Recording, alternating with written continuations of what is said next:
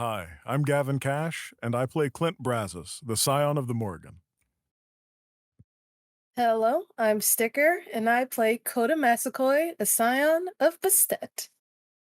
Hello, I'm Gary. I play Oliver Brights, the Scion of Ogma. Hello, I am Heretic. I play Stefan Vargr. Hello, I am Bookkeeper, and I will be playing Lugh. Hello, I am Stabbykinz, and I am playing Lucas Ghwynn, Scion of Lugh. Or am I? And I'm Bloodied. Porcelain, I'll be your storyteller for the evening. Lucas, Oliver, and Clint. In our last episode, you completed the first of 9 labors expected of the band in order to shorten Stefan Vargr's stay in the tender care of the Aesir. You fetch the Dragonstone. Clint may have touched something he wasn't supposed to. And may have found himself under the effects of a new geas.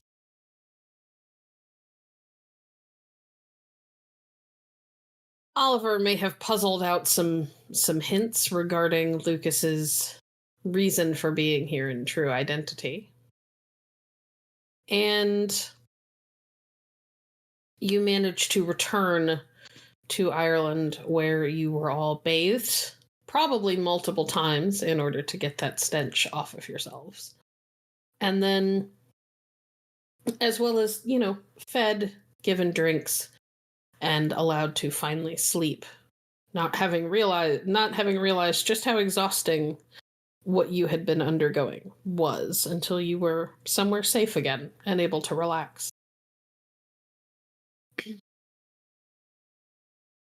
Come morning, your host is up and putting together once more a full Irish breakfast. Coffee fills the small apartment above her pub. And your and you can tell that she has already set the breakfast table for the 3 of you.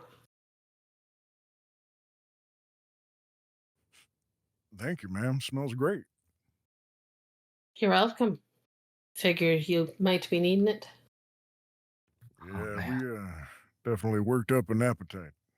I can agree with that. All the I bacon I understand. possibly equip. No, not doing that. She looks a little confused. Don't ask. It's an inside joke. It's really funny. Is it a joke? I mean, I really just asked her one time if you could equip bacon because we were planning for something. And hey, now you're in the joke too. Yeah, joke buddies. Doesn't look like she understands it any more than she did a moment prior. I give her a very empathetic look because I too do not understand it. I feel like I might be missing some context, but that's all right. No, you're not. As she sets plates in front of you, I got a call. My understanding is you'll have some travel to do today, so eat up. I've got the keys to your rental car are over there by the door. Thank you. Well, thank you. Speaking My of understanding is there are already plane tickets waiting for you. Oh, good. Are those in the car or are those in here somewhere? No, you'll get them at the airport, I assume. Oh, well, yeah, that makes sense. Speaking of traveling, though, how are we going to get the giant rock through customs exactly? Yeah, you bring Put up it in a your really carry-on. good point. It's just a rock. It's not like they've got a reason to tell you no. Yeah, Oliver, you kind of look like one of them rock persons. Surely we can just say you're a geologist and they'll look the other way. Oh, you know what we could do? We could buy like a big old bowling bag and put it in there.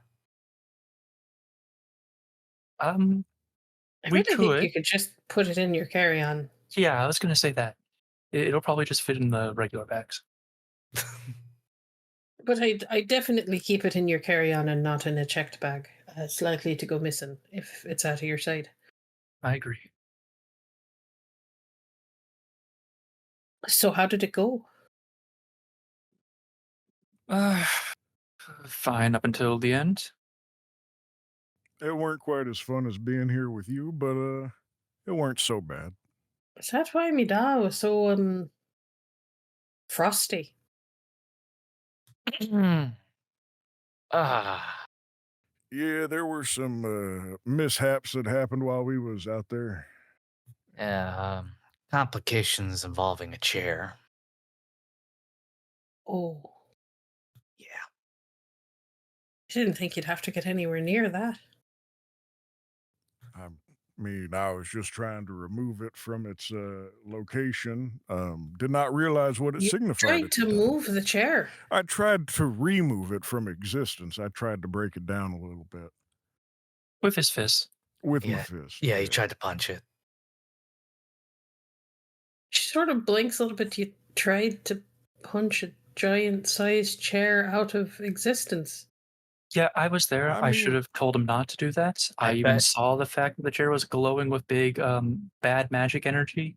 And Yeah, that BME. Yeah. And I'm pretty sure it was like super impressive to look at, except that I was actually looking in the opposite direction because I was dying of allergies at that point. I see. All right. Well, I'm sure it'll be fine. I'm sure you've got nothing to worry about it. She just sort of reaches over and claps Clint on the shoulder, as if to try to be reassuring, and then afterwards thinks twice about it and as subtly as she can, which is not terribly subtly, tucks her hand like under the table and very clearly like wipes her hand off on her jeans. Oh no, we already took care of all the stank. It's okay. I'm sure. All right. Well, I know that what you did was important, even if I'm not entirely sure why. They didn't tell me much. I've been trying to put together a band to reclaim the Plane of Joy, but it's been slow going with things like what you got trapped over there. So I'm glad that that's got removed.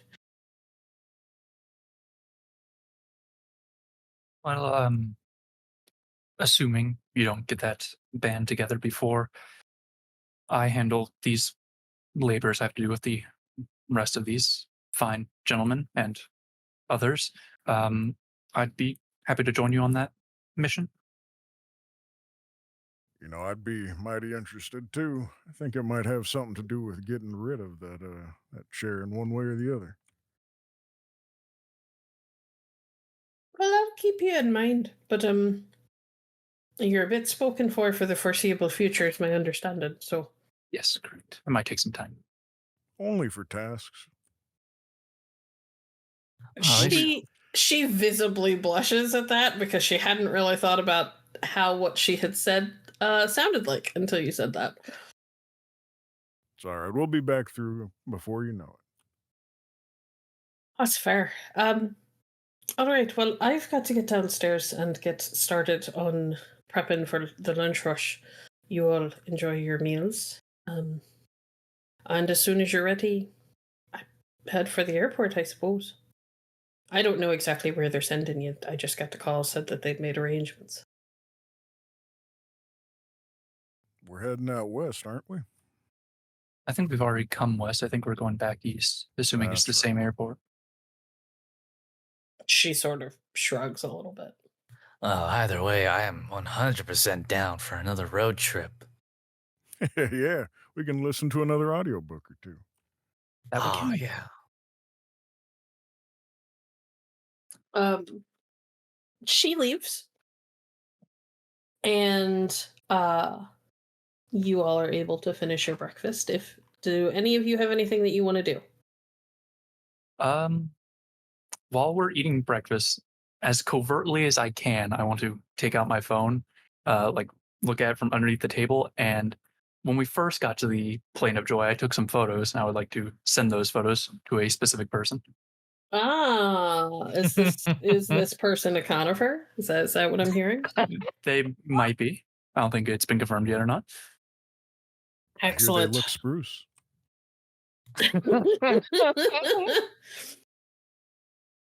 All right. Yeah, you send them off. You don't get an immediate answer, but it is morning in Ireland, which means it is the middle of the night where she is. I probably realized that after the fact, and then just kind of whisper, "Oh, I've done it again." What was that? What'd you do again? Nothing. Oh, okay. I was just saying I had too much to eat again. Oh, so you're not going to finish that bacon? No, Yeah. have at it. All right, Just cool. put it in your mouth and not on your body. I'll fight you for it. Don't fight each other. I mean, we could arm wrestle for it. Dude, hell yeah, let's go. All right, Oh. let's do it. Oh no. Okay. Well, I guess if we're doing this, I need both of you to roll strength and athletics. Or strength and brawl. I'll allow either one. I'm a service referee. Sure.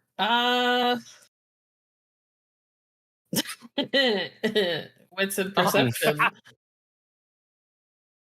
All right, so that's Oh. 1, 2, 3, 4, and then 1 from epic strength, and then It's not Three. even a contest. Not even Oh, close. God. It's just instantly whoomp. oh, you okay? I'm broken forever. Just your Yeah. pride. That comes back. It'll be okay. You're better at other things. It's I okay. don't think Here, I'll ever feel in that arm ever again. it's clear that you need this bacon more than me. Here, you go ahead and eat up. You Oh, need dude, to thanks. build And he's that gonna use physique. that same arm to just eat all the bacon and shovel it into his face. Oh, I love you guys. All right. With that having happened, you all finish eating, gather your things, and head for the airport. We're gonna skip ahead through the travel stuff because what happens is not terribly important. It's just travel. When you get to the airport, and you head up to the counter to get your tickets, you find out that you all are flying north and slightly west towards Iceland. Well, all right then. And there is a message along with your tickets that the woman at the counter looks a little confused as to how she knows this. I was told to tell you that you're meeting the final member of your party once you get to Reykjavik. Good enough. Sounds like a good time. Thank you. Yeah. You're Can I check the welcome. tickets? What class are we seated in? Fingers Coach. crossed. Oh, Oh, first the arm, now the Sorry. legs. You don't get upgraded to business until you're demigods. Fair. You need more space to house all that legend. Well, I guess we can't complain too much about free tickets.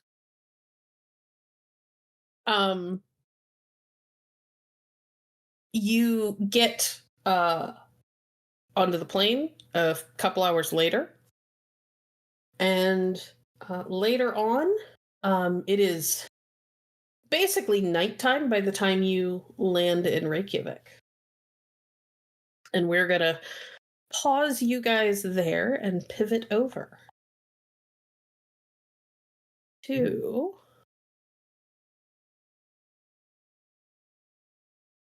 Coda Massaquoi.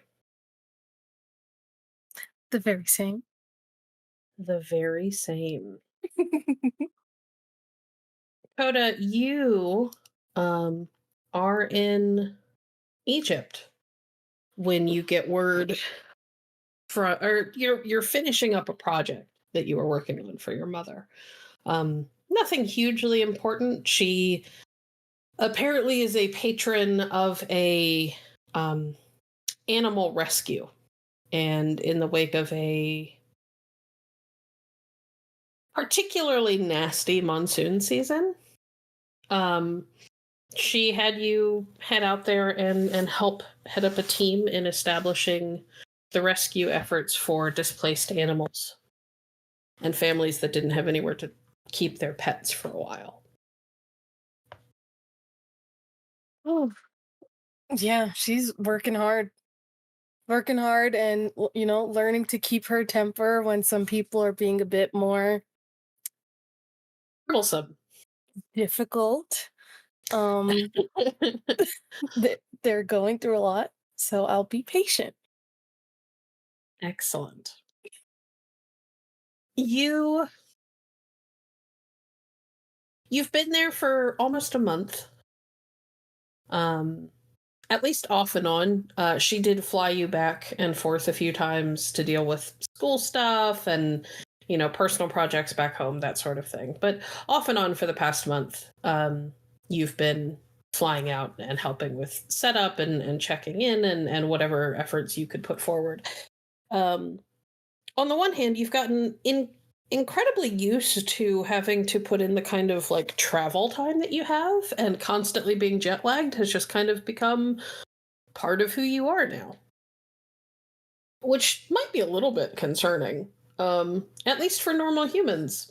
Thankfully, you're pretty sure that Scions don't necessarily have to suffer from the same level of damage to their sleep schedule that normal humans do. You received word yesterday that Oliver, Oliver was paired up with a new member of your band, whose name you don't know yet, but a new member of the band was brought in. All you know is that he is a scion of the Morrigan, who she has agreed to loan you guys, as well as another Irish scion that kind of gets mentioned as like an afterthought. Your understanding is that he's not going to be staying with the band. He was helping with the first of your labors, because that labor was a very like Irish centric thing. And he stepped in to help take your place because you were too busy for your mother to part with you right away. But now it is time for you to meet with the rest of your band. And she's bought you a ticket to Iceland.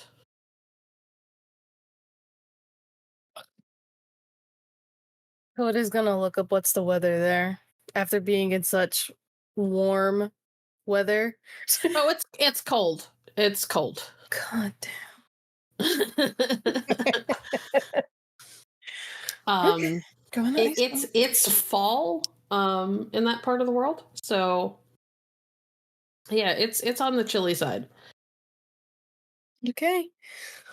Well, with a gritted smile or gritted teeth and a very casual smile, she'll go, okay, I guess I'm going to Iceland.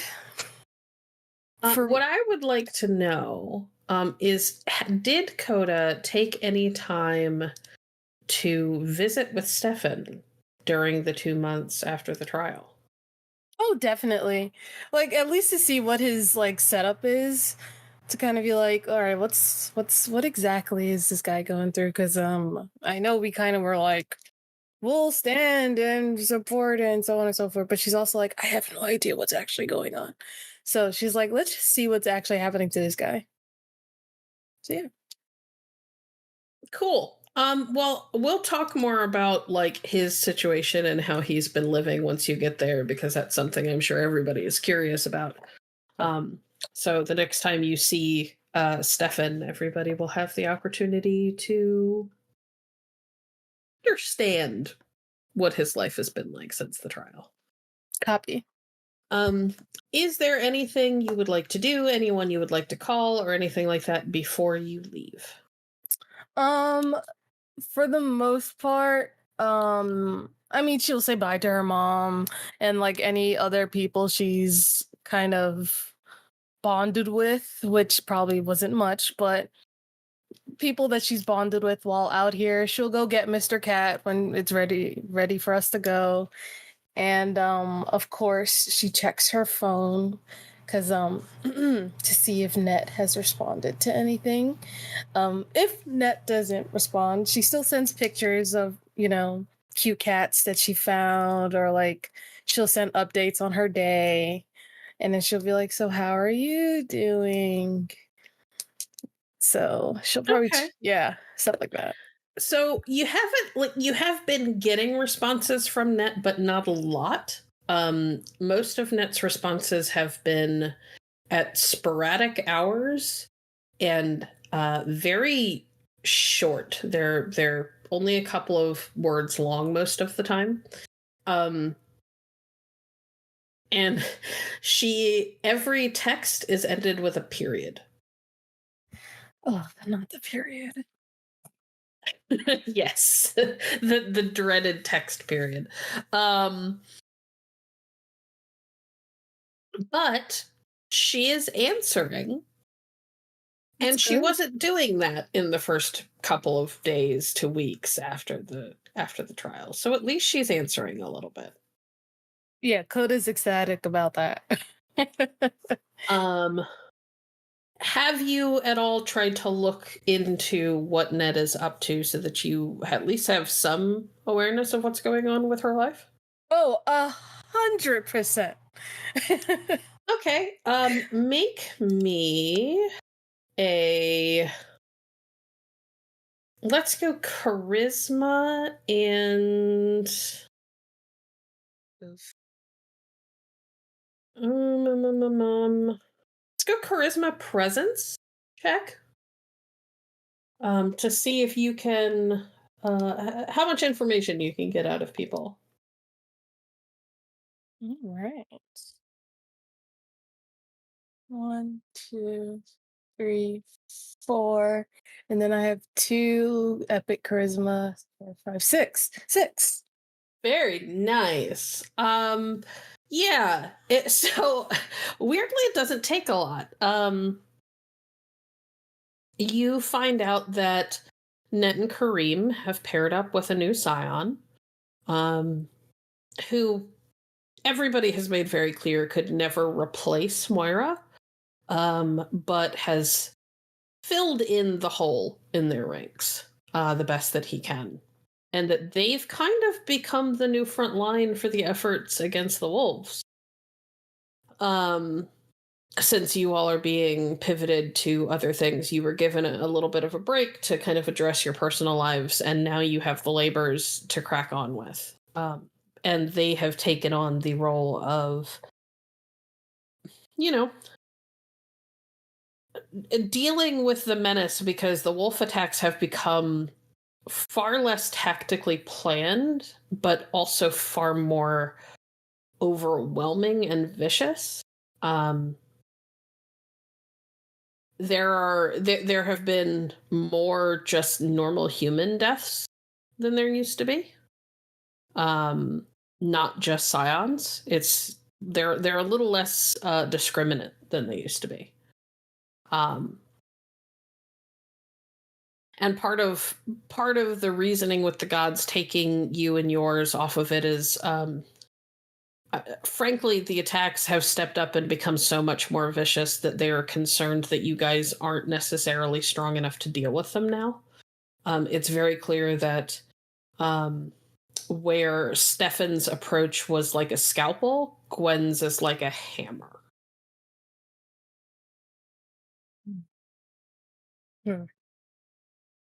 Yeah. So I'd say finding out information like this, she does, she tries to play off being her, oh, we're cool, we're fine, we'll figure this out. But she does get worried when she doesn't get like a response after a bit. But then she's also like, oh, but I'm not gonna like text her and be like, are you okay? Because that would be like too clingy or something. But also I'm really concerned. But also I can't believe we got put on the sideline because we're not strong enough. But if I just fought more, then I wouldn't be I would just be less. I would be more strong if I was able to fight more. But also, I kind of get what they mean. So, she's going through all of this, but she's also like, okay.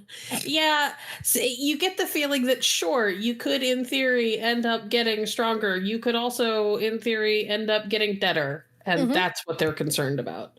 And you do get answers. It's just that occasionally it's a day or two between answers, and the answers are never particularly long or warm.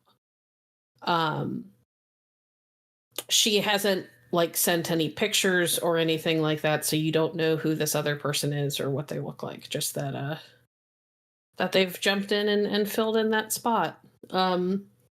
Helped flesh out their ranks so it's not just the two of them anymore. You do know that they are still of a higher legend than you are.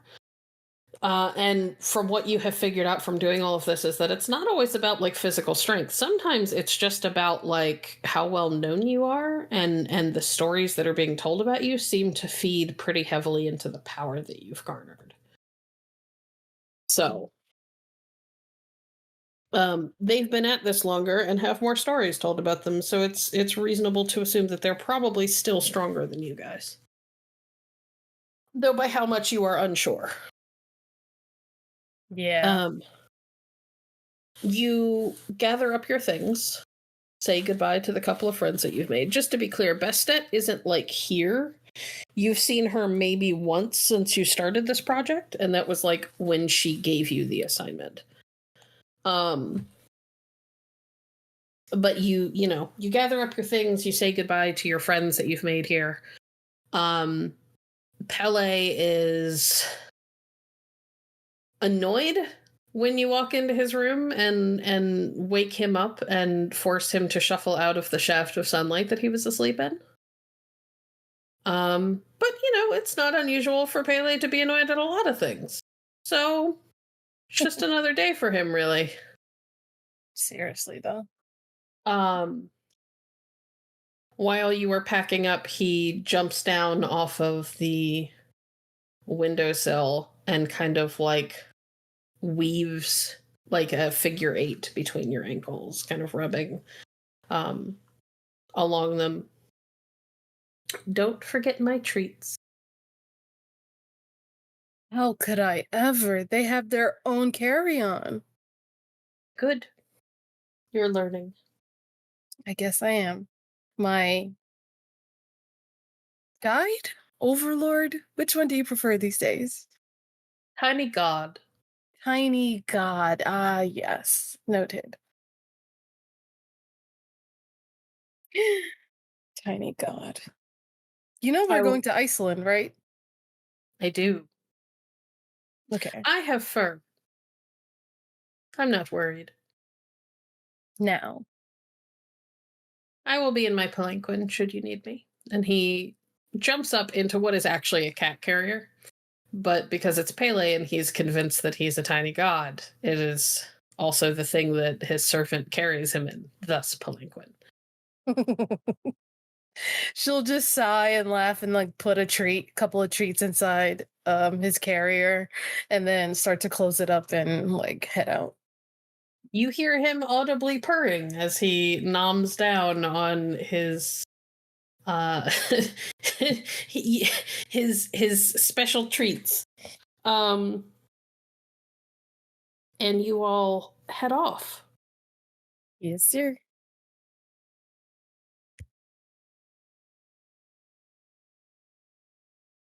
Oh, okay. Much like the boys, you arrive at the airport. You have a couple of stop layovers before you make it to Iceland because you're further away. But eventually, you all find yourselves in the airport in Iceland. The boys get in first. When you land, your phones light up with text letting you know that your companion will be joining you shortly and that you should make yourselves comfortable at the bar and grill outside of the gate. Yeah, you see that? They know where to send us. We're going to go eat some food and get some alcohol. Just like last time. Oh, hell yeah. That sounds great. Maybe just food. Why is it only What? just food? Oh, we gotta have the drinks too. Come on. Yeah, we're about to embark on a task, aren't we? Yes, which is why we shouldn't get drunk. I didn't say drunk, just a little tipsy, you know? Yeah, smooth over the nerves and everything. I don't like how you feed off of each other like this. You make bad ideas sound compelling from either end of the spectrum. I mean, hey, that's just how you know that those ideas are actually kind of good ideas, you know? No, nope, not Yeah. how it works. I'm pretty sure that's how that works. It's peer reviewed. We're Yeah, I'm pretty scientists, sure. you see. We even have lab coats. Oh, No, you should you see the lab don't. coats. I didn't say we have them with us, but Yeah. Jeez, Oliver. Throwing around all these accusations and stuff, saying we don't have lab coats? That really hurts. We met a couple days ago. You do not already have lab coats. Maybe I had a lab coat before we met. You ever thought about that? yeah, I had to take science classes. I got one hanging up Yeah. somewhere. Yeah, They what don't about give you a lab coat just for Oliver? taking a science class. Well, no, well, but do you have a lab coat? No. Yeah, Why that's what I not? thought. you should get one. They're real useful to have. Utterly coatless. I don't spend any time in a lab, therefore why would I need a lab coat? Gotta shape up, bud. I would like the three of you, as you are settling in and ordering meals and perhaps your first drinks of the day, I would like the three of you to all roll me perception and awareness. Oh, I'm so good at this.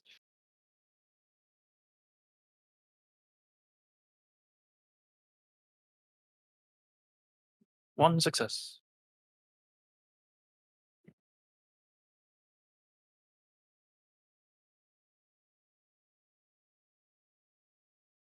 That is 3 successes. Hey, 2 successes. All right. Do none of y'all have epics in perception? No.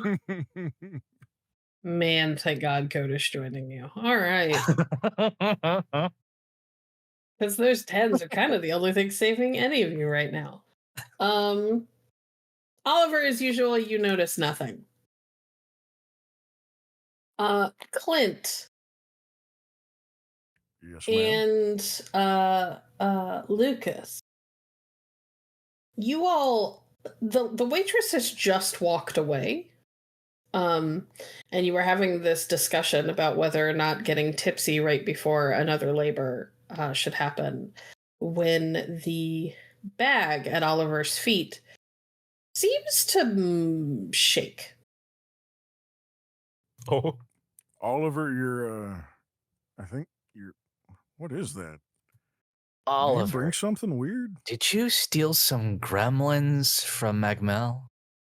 No, it's probably the Dragonstone. Oh, well, what's it doing? Yeah, pick it up. I don't know. I don't know if we should open it in an airport. Why not? Where I'll else are we pick- going to open it? I don't know. I'll take a peek. I'll Okay. pick it up and just kind of sort of open it and look in. How are you holding it? Kind of like in with both hands, kind of up to my face, just the zipper kind of a little bit open. I'm So kind of it's like in your opening. lap in front Yes. of you. Okay. Yeah. Okay. Cool. I need you to roll me as many dice as you have in your legend score, please. Not your legend points, your score. Okay. What?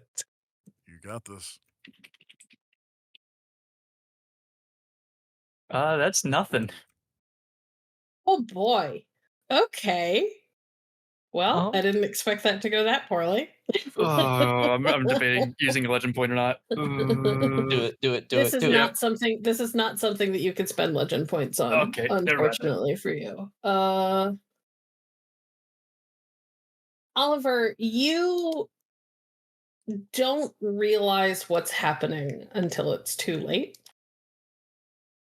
You open up your bag, and there is a puff of what can only be described as like somewhere between smoke and steam. And it hits you in the face, and by the time you finish like blinking and trying not to sneeze, you look down and you realize that there is a red scaled face poking up out of the hole in the bag and staring directly at you. I zip it up very quickly. Okay, so Okay, so the neck is sticking out of the bag. Oh. Yeah. What the never mind then. Oh my god, he's so cute. I keep maintaining eye contact. Okay, so the Dragonstone, I think, may have been a dragon egg, and now we have this, and I don't know what we do about it because there's people. Well, we feed it. We don't just let Yeah. it starve. Come on, give it like neck scratches and stuff. Lucas will go ahead and like cut off a bit of his ham. He's gonna hold it to the dragon. Here, little guy. Lucas, roll me Oh boy. just a straight dexterity check, please. Oh no. He's gonna bite you.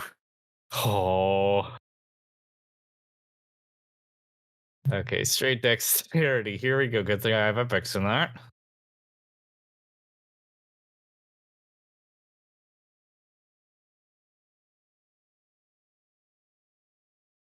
Okay. Okay, that's 4 successes with my epics. Okay, well, your epics unfortunately don't feed into this because there's no Oh. skill with it. Okay, that's still 3. Oh. But three's not bad. Three's not bad. So you hold out a piece of. We'll say that there's almost like a little like charcuterie like basket at the table, and you hold out like a piece of dried meat to this tiny baby dragon, and it snaps the meat from your fingers, and also kind of catches the tip of your pointer finger. You manage to pull back before he does any real damage. But you definitely like got scraped by teeth. And he sort of gives us a noise that is somewhere between like a chirping and a growl at you. And then like leans in his head to like Oliver's chest and like nuzzles against Oliver. Oh my, Oliver, you're a dad now. Don't say that. Nope, This- it's too late. It's too late. This is a magic wild animal. It could still very well attack me. It looked at you first. That's just like birds. Yeah, it's imprinted now, dude. Man, I can't call you professor now, Oliver, because now Don't say what I daddy. think you're about to say. Gosh. And that is the moment where Coda walks up. Is just in time to hear Lucas call Oliver daddy. And to see a tiny reptilian head nuzzling into Oliver's chest and neck from inside of his bag. So Coda's like leaning on one of those like railings that's usually like above, like where people walk past, and you usually have like a glass panel to separate people. She's Uh-huh. kind of like leaning on the top and looking over at their group, and is like, Mr. B is Coda. a Hi. daddy? Excuse me? Well, Not how I Is wanted this you the to thing walk that's up. happening? Oh my god. Oh, I'm gone for what, like 2 months, and suddenly this is the thing that's happening? Also, what's that in your bag? Oh, sorry. Hold on. Hey, nice to meet you, Coda Massaquoi. Well, I think nice to meet you so far, unless you're like, nice to meet you. Nice to meet you too. I'm Clint. It's a pleasure. I just want to clarify. Generally speaking, when birds Mhm. imprint, Mhm. it's not so much a father figure. So I think we might be better off calling it was Mr. B. You said his name is. Yeah, Mr. B. We might be better off calling Mr. B Mommy B No, because I only he's have going to one be. mom. Well, there you go. I Well, mean, that's two. fine. But he's going to be looked at as the caregiver for a while. Yeah, I very don't true. like Very this true. conversation. Okay, so Clint, Yes. uh, other. Lucas blinks asymmetrically for a moment. Oh yeah, me. Sorry, I'm still coming off of a lot of the allergy meds. I'm Lucas Ghwynn. Nice to meet you. Lucas, Ghwynn, Clint, Mommy B, Coda, and it's nice to see you again, Coda, but please do not feed into their lunacy. I mean, she's they just have- gonna look at them and be like, "They seem kind of chill." Ahem. We're Clint super extends chill. a fist for a bump. I look around for whoever just cleared their throat. That was you don't Oh. hear that. Coda Oh, hears okay. that. She'll fist bump Clint and then be like, "Right, and this is Pele, my tiny god guide." Coda holds up a small but ostentatious cat carrier. That is like, it's not actually gold, but it's obviously been painted to look gold. And like the inside of it is lined with like this kind of red velvety fabric.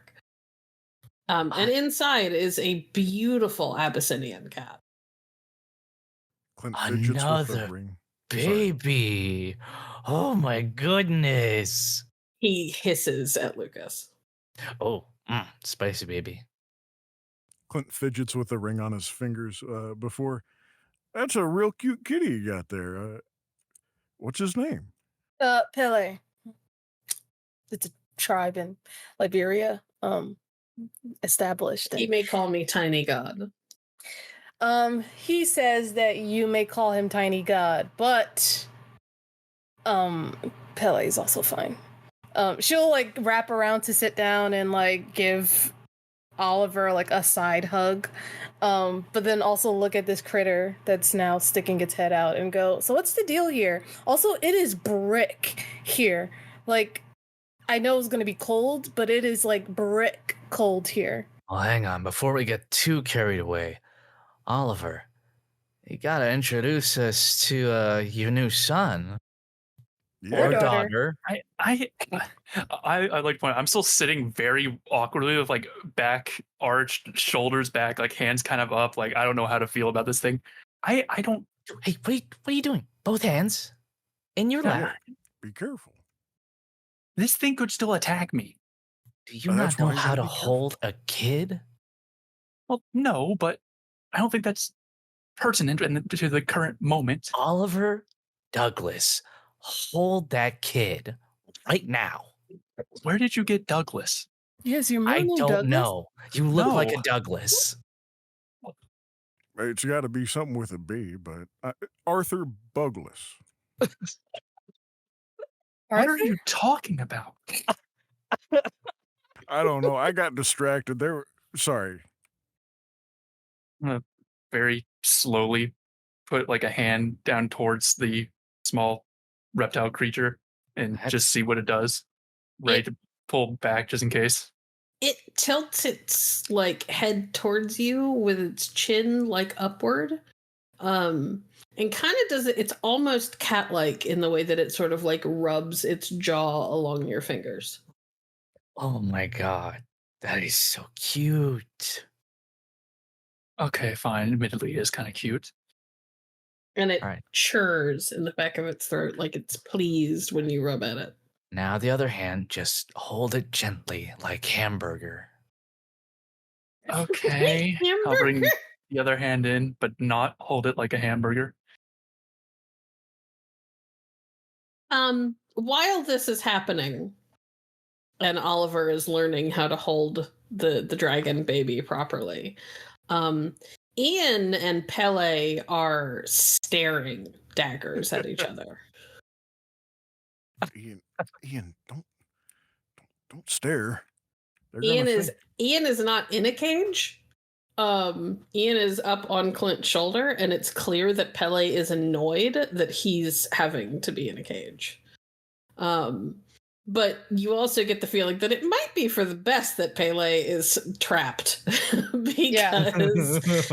because he is growling at Ian, who is occasionally leaning down and snatching food off of Clint's plate. Man, this is great. It's like a big old pet play date. Yeah, Ian, it's okay, buddy. Here, have another piece. Pele, it's not polite to, I don't know, growl at chickens. So, Yeah, he acts like that sometimes. His name's Ian. He's technically a raven. mhm. But he acts like a chicken sometimes. It's okay. It's okay, Ian. Here, Clint, have your another piece ear of fruit. your ear gets pecked hard. For It's a joke, Ian. It's a joke. respect. Yeah, I would appreciate some. You're not showing any. Well, you're not even using your manners. You're just taking food off my plate. This is what we always do. Yeah, you're right. Sorry. Ian is not a chicken, nor does he act like one. He's a That's- very good friend of mine. That's better. I apologize, Ian. And Clint. That's okay. He doesn't really mind too much, I promise. Well, at least he never minds me, that is.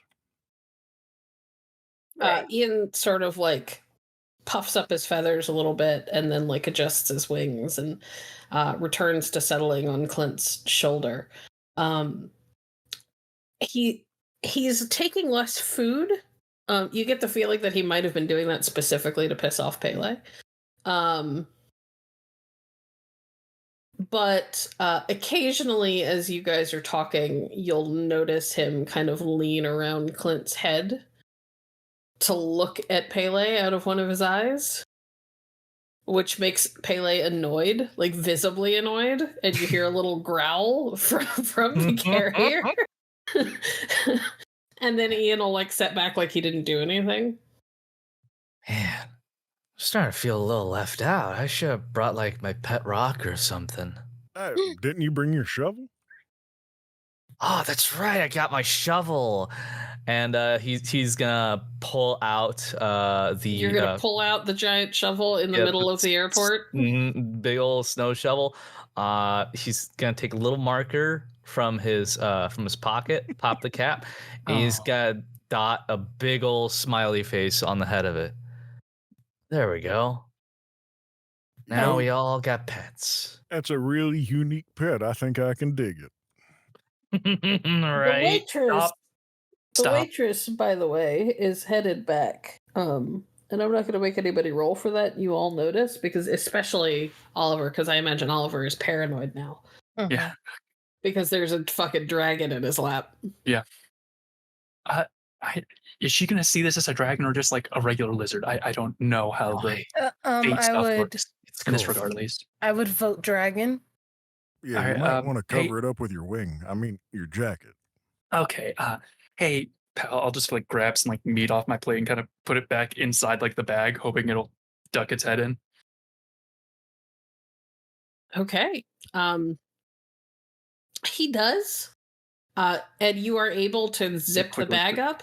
I'm so sorry.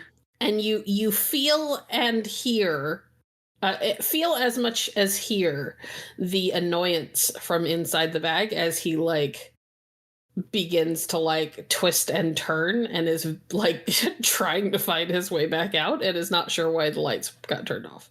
I know. I'm sorry. Just 1 second. And I'm going to try very natural for when the waitress comes back. Okay. Make me manipulation and there's subterfuge. This is me not being able to remember what anything is. Manipulation and presence. Yeah, I was going to say there's presence. Okay, I'm assumedly good at this.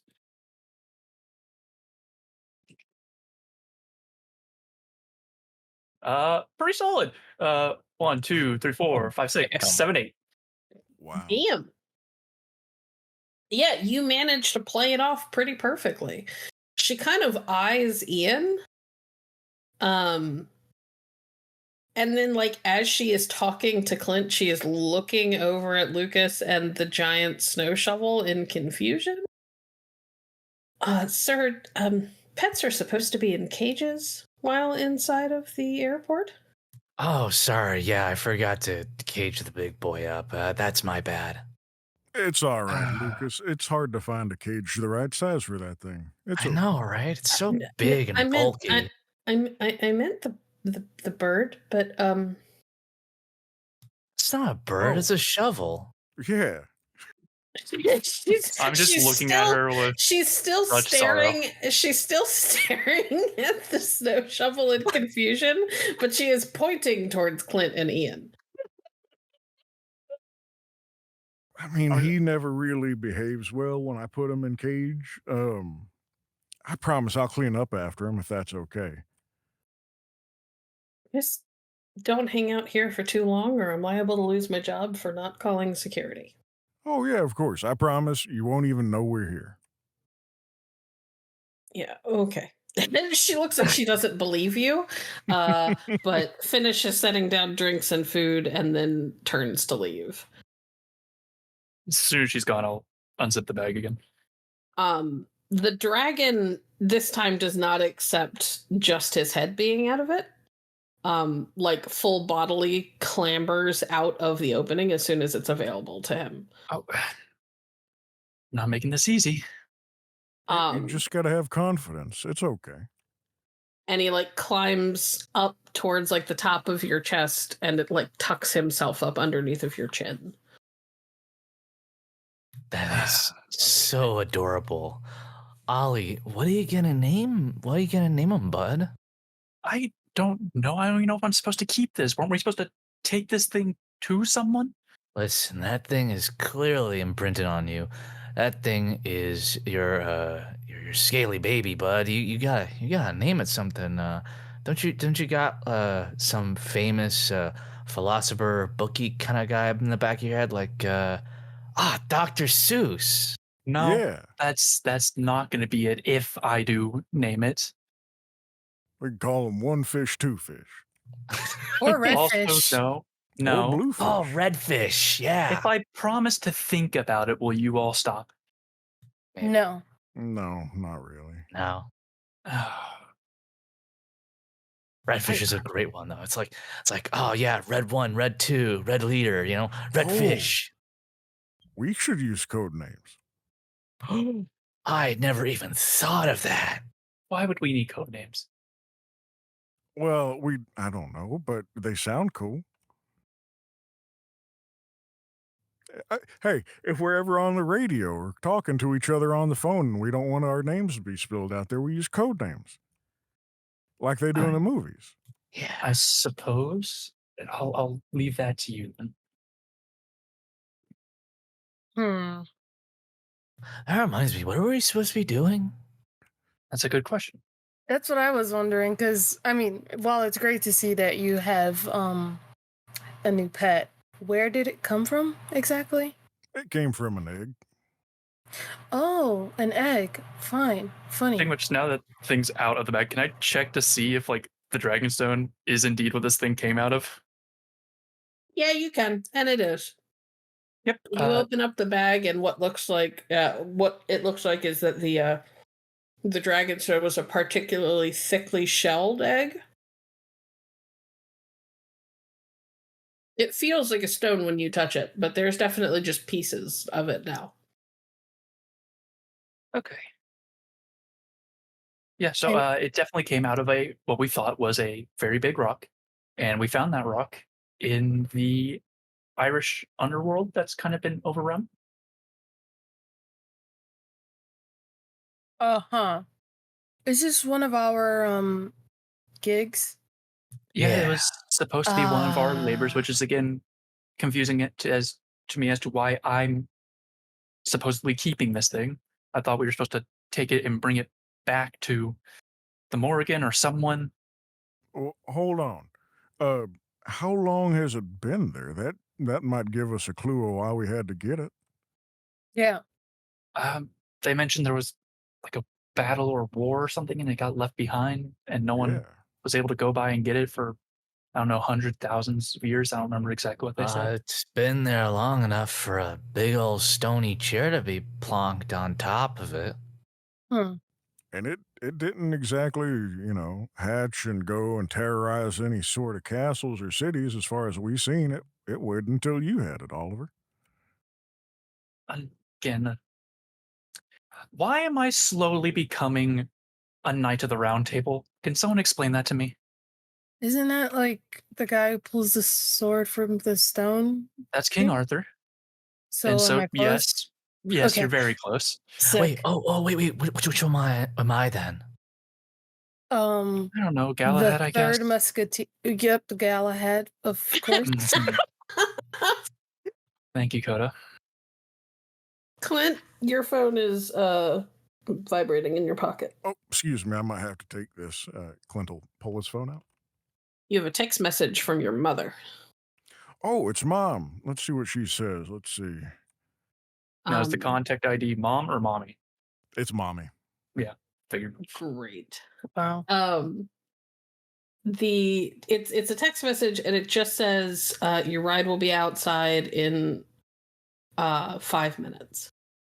Well, if I recall correctly, we were supposed to be meeting someone here, and that someone should be here in the form of a ride in about 5 minutes. To be clear, you were supposed to be meeting Coda here, but Oh. now you are being picked up. Clint will respond with, "Is Coda the person we're supposed to be meeting?" Just to confirm. I believe so, because I did just meet you. At least you two. Mr. B, I've known for like ages. Oh, really?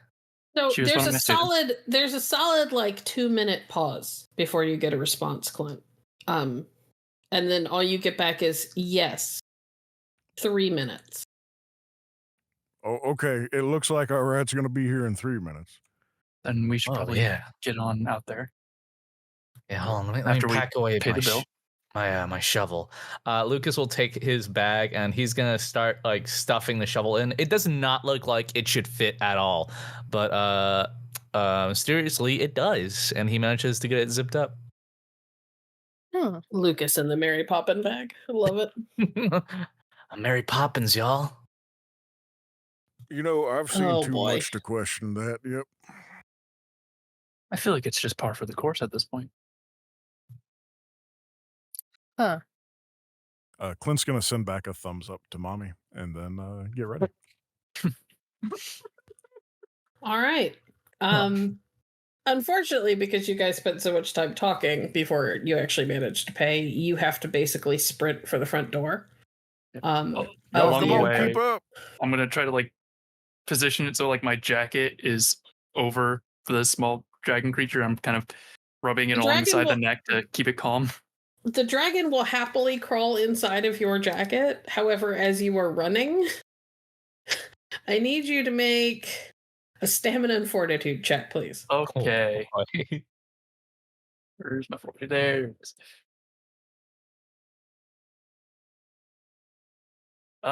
Pretty good. That's 1, 2, really 3, good. 4, 5, 6. Yeah, you feel claws digging into you because as you are running, he is bouncing.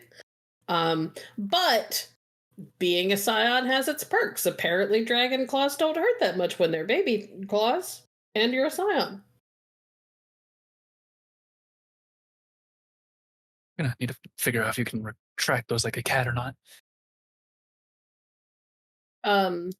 You all bolt out of the front doors of the airport, and you get out in time to realize that it's technically night here, but it's Iceland, and there's a sun right now. There is also a unusually vivid rainbow stretching off slightly into the distance and behind a hill, and behind a hill is where it disappears. I pull up my phone and take a photo. Same. Y'all ever wonder if it's true that there's a pot of gold at the end of them things? There's Oh, definitely has to be, but it's probably, no offense, like we think it's gonna be like the Lucky Charms person, and instead we're gonna get jumped and like have our guts sold or some shit. double So, rainbow all the way. What could it mean? do you think the person who made Skittles is actually a Scion? Oh, you know that isn't that what the commercial's about? That fella that Takes the touches rainbows. everything and it turns into Skittles. Mhm. But your text message, your phone chimes with another text message. Oh, let's see. Oh, yep. Let's go. It just says you're late. Oh shit! All right. Clint will respond with "Sorry, mommy," and then move on. So what are you guys gonna do? A bear fucking book I into the Guess we're car. looking for the vehicle we were supposed to be in already. There are no Yeah. vehicles that look like they are waiting for you. Oh shit! Do we Clint, actually maybe need to it's- follow the window or the rainbow? I think we do. Oliver, make me an intelligence and academics roll, please. Cool. My book gives me a special thing for this.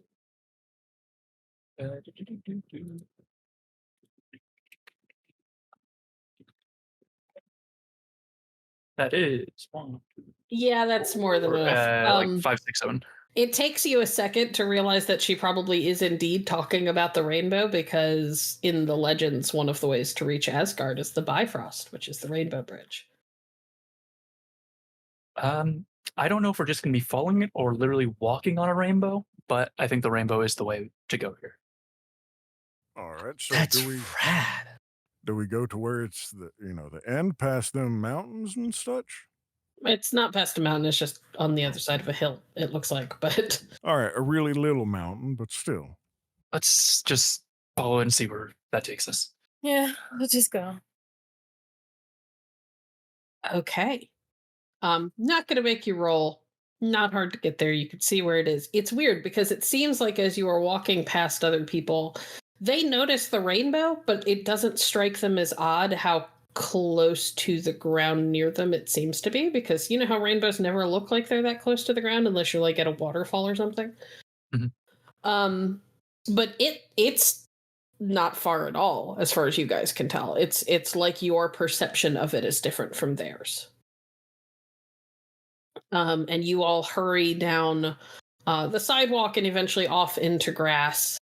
You climb over the small hill, and on the other side of the hill is a tall woman with long, pale white, almost white blonde hair. And she is in armor and looks annoyed. Is this that leprechaun you said we're going to have to fight? Okay, lose our guts let's. to? Shush. Sorry. Did you that just we call me a are- leprechaun? No, you don't look like one, which is why I was confused.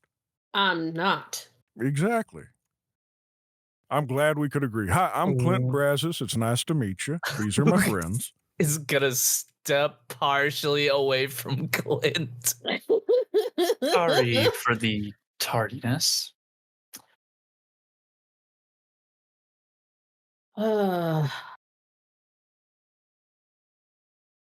They told me that you were like this. I didn't believe them. I should have believed them. So you I know hate- about us. I've heard of you. You're Oh, the yeah. reason why he's there. We are pretty incredible, so Lucas, I don't. Now's probably not the best time. Oh, I'm it's okay. Brunhilder. Nice to meet you, Brunhilder. And she puts out a hand. Clint will extend his. Rather than shaking your hand, she grabs you by the forearm. Oh, okay, Um, one of these. All right. Clint, this woman is as tall, if not taller than you, and has a grip that is stronger than yours. Clint beams up at her, doing his best to match her grip. Follow me. don't lag behind. Heimdall doesn't leave the Bifrost open for long. Yes, ma'am. Oh, yeah. Okay. You know, they got this Bifrost. They ever get the Panfrost or anything like that? Oh my gosh. Yes, Coda, I've been dealing with this the I entire was, time. I was wondering, and I was gonna ask you, but wow, like, you know what? Good job, Mr. B. That's what you get for, teaching a high school for like however long you did. You're It's the prepared only, for stuff like this. it's the only reason I probably have not been reduced to a comatose state yet. Oh, okay. You're Well, that's all. destined for this, dude. She Brunhilde leads you, or she turns and steps onto what looks up close to somehow be even less substantial than what you saw in the air, but somehow more solid in a way. And she steps up onto it like it is a physical thing and not just a play of light. And then starts walking, and after a few steps realizes that nobody is following, and she will kind of turn and look back at all of you. Oh, sorry. you We were coming? enjoying the view. Sorry, we'll be right there. I'm just kind of like put my face in my hand. She rolls her eyes, and Clint, you get the feeling that your lines do not have the effect on her that they did on your friend back in Ireland. Dude, It's all you right. It should've hit her. distracted from us being late. That's all the goal was. Yeah. Probably should have hit her with the conifer line. Yeah, you really should have. No. Come on, let's go. Yeah. Before we get... Again, what happens in Tuatha House stays in Tuatha House. That counts. I mean, What? it was outside. So, never Coda's mind. just gonna We'll- keep walking. Yeah, we'll talk And about like it later. try to walk beside Brunhilde, yeah, and kind of be like, so do you walk here all the time? So how does this work exactly? Only Lord Heimdall could open the Bifrost. It does not happen often, but this was the easiest way to get you here. It was this or make you climb Yggdrasil. Oh yes, Yggdrasil, yeah. Mm-hmm. So what you exactly were is close to that? right the first time.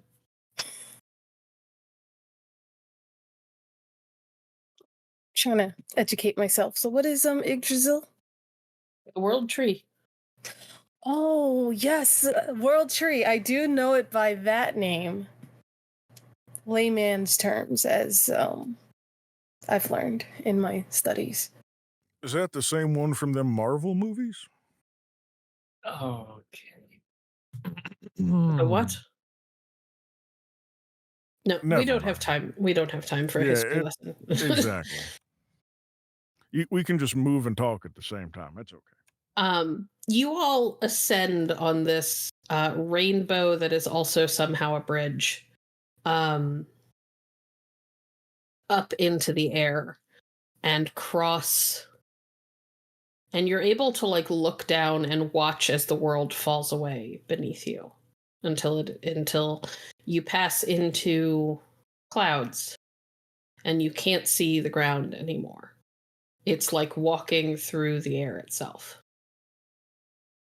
There are times where it's even hard to see the rainbow bridge that you're actually walking on. It's barely more than faint ideas of color. The dragon, Oliver, crawls out of your jacket and is like perched up on your shoulder. Yep. And has begun to like nibble on your hair. Okay, that's a new sensation. And occasionally like tugs at it. Okay. How about we don't do that? Hey man, Tug. I got some pocket bacon. Here. Okay, for Lucas once, will- I'm actually thankful for that. Lucas will take a big old bundle of pocket bacon and sneak it over into Oliver's hand. I'll take it and kind of hold it like away from like the other side of my head, so it has to like look and let go of my hair.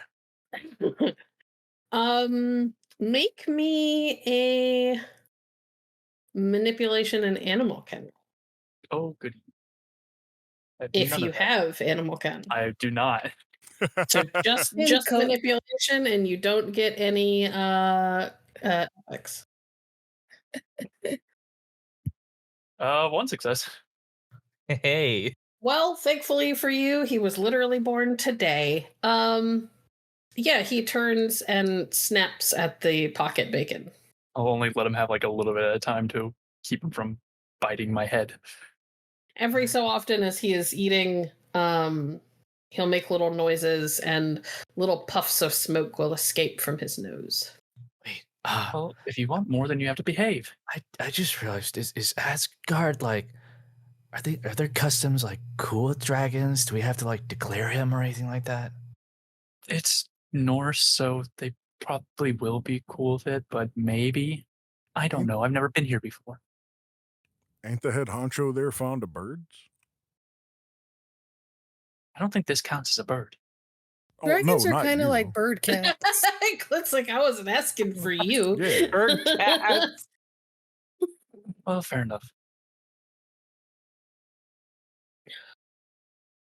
And how are they like bird cats?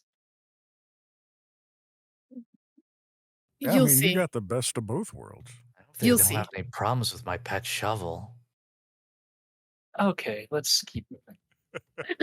You all ascend towards what looks a little bit like something out of a video game. It's this spot in the air that is somehow reminiscent of what you would expect from a magical portal and entirely different because it's more like the shimmer of a mirage.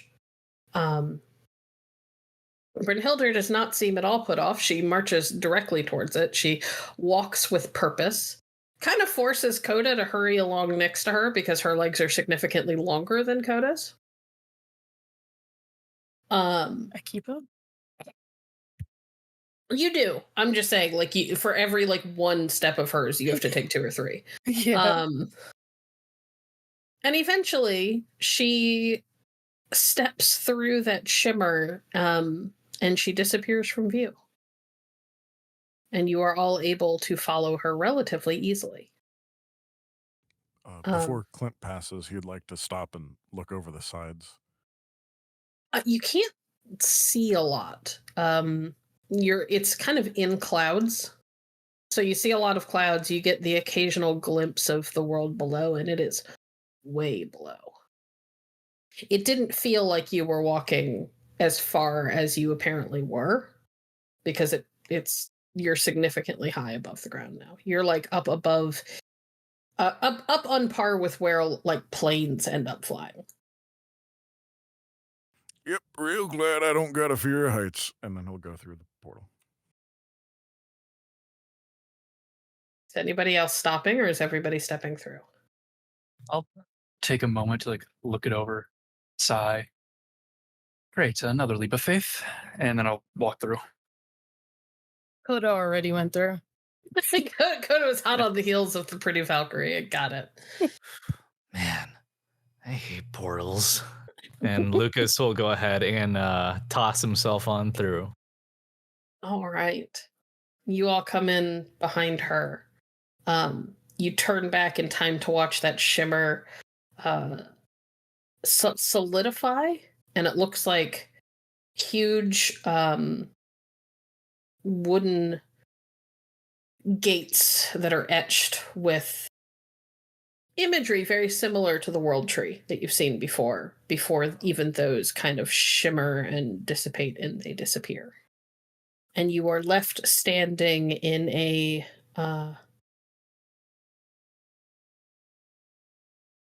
left standing on a beach. There is a rolling sea behind where the doors used to be. And the beach extends up towards thick, waving grasses. The beach extends off in either direction. You see craggy rocks off to either side. In the distance, you see what looks like a massive mead hall. And standing there is Brynhilde and a tall, powerfully built man that has all of the bearing and presence that you would expect from a god. Nice to meet you, sir. We're here. As expected, a little late. Apologies for the tardiness. And you are. Oh, sorry. I'm Clint Brazos. This here is Mr. B, affectionately known as Oliver. We've got Coda over here, we met today, and then we've got Lucas right here, and he'll gesture to each one. Hey, Coda, Massaquoi, Scion of Bastet. Oh, we're supposed to be doing the formal ones. You're right. I'm Lucas Ghwynn, Scion of Lugh. Hmm. I'm Oliver Bright. You're not going to say who you're a scion of? Is it necessary? Oh, I don't I know. The think other it two is. did it. I think they know we're Scions. Yeah, but who your parent is might be important to them. I'm the Scion of Ogma. I just did it because I think, well, I love repping my family, so that's the only reason why I did it, really. The man standing before you looks over all of you. He has dark hair that's probably about similar length to Oliver's, but isn't pulled back at all. His eyes are sharp golden. He has very strong, kind of rugged features. His gaze lingers for a long moment on Lucas before he looks at the rest of you. I am Heimdall. Welcome to Asgard. Thank you for allowing us to enter. It's nice to be here. Thanks for having us. Yeah, Two much of you, obliged. at least, have been here before. He looks between Oliver and Coda because you guys have. You didn't come in this way. Normally, you went through some like trick entrance, like a doorway from a biker bar, that sort of thing. And you usually got spit out closer to where Stefan has been staying. You've never come in just on a beach and able to see as much as you have before. Brynhildr will take you to the prisoner. I'm told that you will be met there. Right. All right. I should make it clear that you are all expected to behave while you are here. You may be scions of other pantheons, but if you represent them poorly, there will be repercussions. All righty, and I'm going to have to let you do the talking for me for now, okay? I was going to offer the same thing, Clint. I'll just pat him on the shoulder. Yeah, thank you. And he'll nod to Brynhildr, who will nod and turn and lead you down the beach towards those craggy rocks in the distance. You draw in, and you realize after a moment that the closer you get, the higher the rocks seem to go. Until you can eventually see a cave opening. Is that where we're headed? It is. Loki's prison. Oh. Well, that sounds like a good time then. No, No, it's typically not. prisons aren't. Yeah, I'm sorry. Maybe I should have done better inflection with the sarcasm. That's still above the ground, right? Like, he looks at the cave entrance from a distance. Are you concerned about drowning? Not so much on the drowning, no. It's not like there's no earthquakes or anything that happened while we're here, is there? There have not been earthquakes in Asgard since I came here. All right, we should be fine then. No, it's okay. Clint wipes his hands on his pants and then walks along following. For those of you who have not visited the prisoner before, there is a serpent who is also trapped in this prison. Do not touch it. Do not touch anything that comes from it. Understood. All right. I'm gonna look pointedly at Lucas. And he'll The- just smile and give a little wave. The prisoner is under guard by fellow Valkyrie, but we largely stay out of his chamber unless required to be inside of it. You will have time and privacy. This is being done as a favor to your parents, allowing this access. So remember that you represent them while you are here. Clint puffs up a little bit and pockets his hands. Understood. She walks you into the cave, and the first thing that you realize as you draw into the cave is that the sound in caves changes the deeper in that you get. And it goes from you can hear waves on the shore to the deeper in you go, the more those waves sound like thunder. And you wonder if perhaps that was a little bit on by design, considering that Loki used to be kept here. She walks in. The cave is damp until you hit a certain point, and then it's like Oliver feels this more than anybody else. There is very clearly some measure of enchantment that's been woven to keep it a little bit more on the dry side. At least in the parts where guards will be standing regularly. You draw in, and Brynhildr walks you up to a place where there are 4 Valkyries standing outside of another smaller tunnel that branches off from this one. And Oliver and Coda, having been here before, you know that branch is what extends back into the chamber where Stefan and the last time you saw her, Sarah, were. All right. Are we still following anyone, or are we? She left to- stopped for now. And you have a moment to either confer or continue on. Well, I believe things have been made clear for us. We are to be respectful and not do anything ridiculous. Yeah, because this You're asking is actually our butts on the line here. Yep. Again.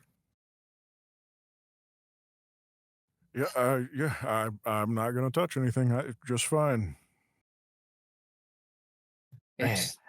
Answer myself. Good. And let's head in. I'll give Clint a reassuring pat on the shoulder and then continue on. Okay. You walk by the other Valkyries who are standing like statues. Brynhildr watches you go before she turns and seems to walk back out of the cave herself and leaves you behind. You draw in to the chamber in the back. And as you do so, the first thing you see is that Stefan is climbing off of a large,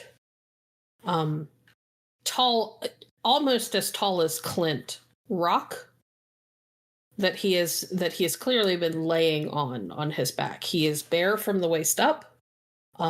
There are marks on his face that show that there were moments where the venom from what proves to be a massive serpent that is chained to the top wall or the ceiling of this cave. Its mouth is held open by hooks, and there is venom dripping from it. And it becomes clear that at some points, the venom either splashed, or Sarah, who is also here and is currently turned away and looks like she is dumping a bowl out into a crevasse behind the stone. Looks like there may have been moments where she couldn't stop the venom from hitting him, or it splashed against the bowl and got on him anyway. Sarah, for her part, looks a little worse for wear. She looks tired more than anything. Looks like she hasn't had a haircut in a hot minute. And she is dressed more like she belongs here. She's wearing a very traditional Viking dress. It even looks like somebody has hand embroidered parts of it in blue. You've never seen her out of slacks before. But it seems like maybe she doesn't go home very often, so they gave her new clothes. Stefan, as you are climbing down off of the rock and reaching for your, perhaps out of habit, reaching for a shirt to pull on, you realize that there are 4 people who have filtered into the chamber. Well, I'll be. Stefan, It has been a while, Mr. Bright. I ask how you're doing, but I know the answer is not particularly well. I am peachy. Huh. Peachy. This ain't the first day this has happened. You don't really get used to it, but it's over for now, at least. Take moments of brevity. I suppose that's good. These are some new friends of ours. This is Clint and Lucas. Yep, very nice to meet you. Mm-hmm. We were told to come meet you. I'm not sure if perhaps you know why. Well, it's good to see you. Didn't know you'd have to be told to meet me, but at least I'm being thought of. There are times for visitation, and there are times when the gods tell us what to do, and this is one of those. Fortunately, I think it's tied to helping you not have to do this anymore. Well, that is good.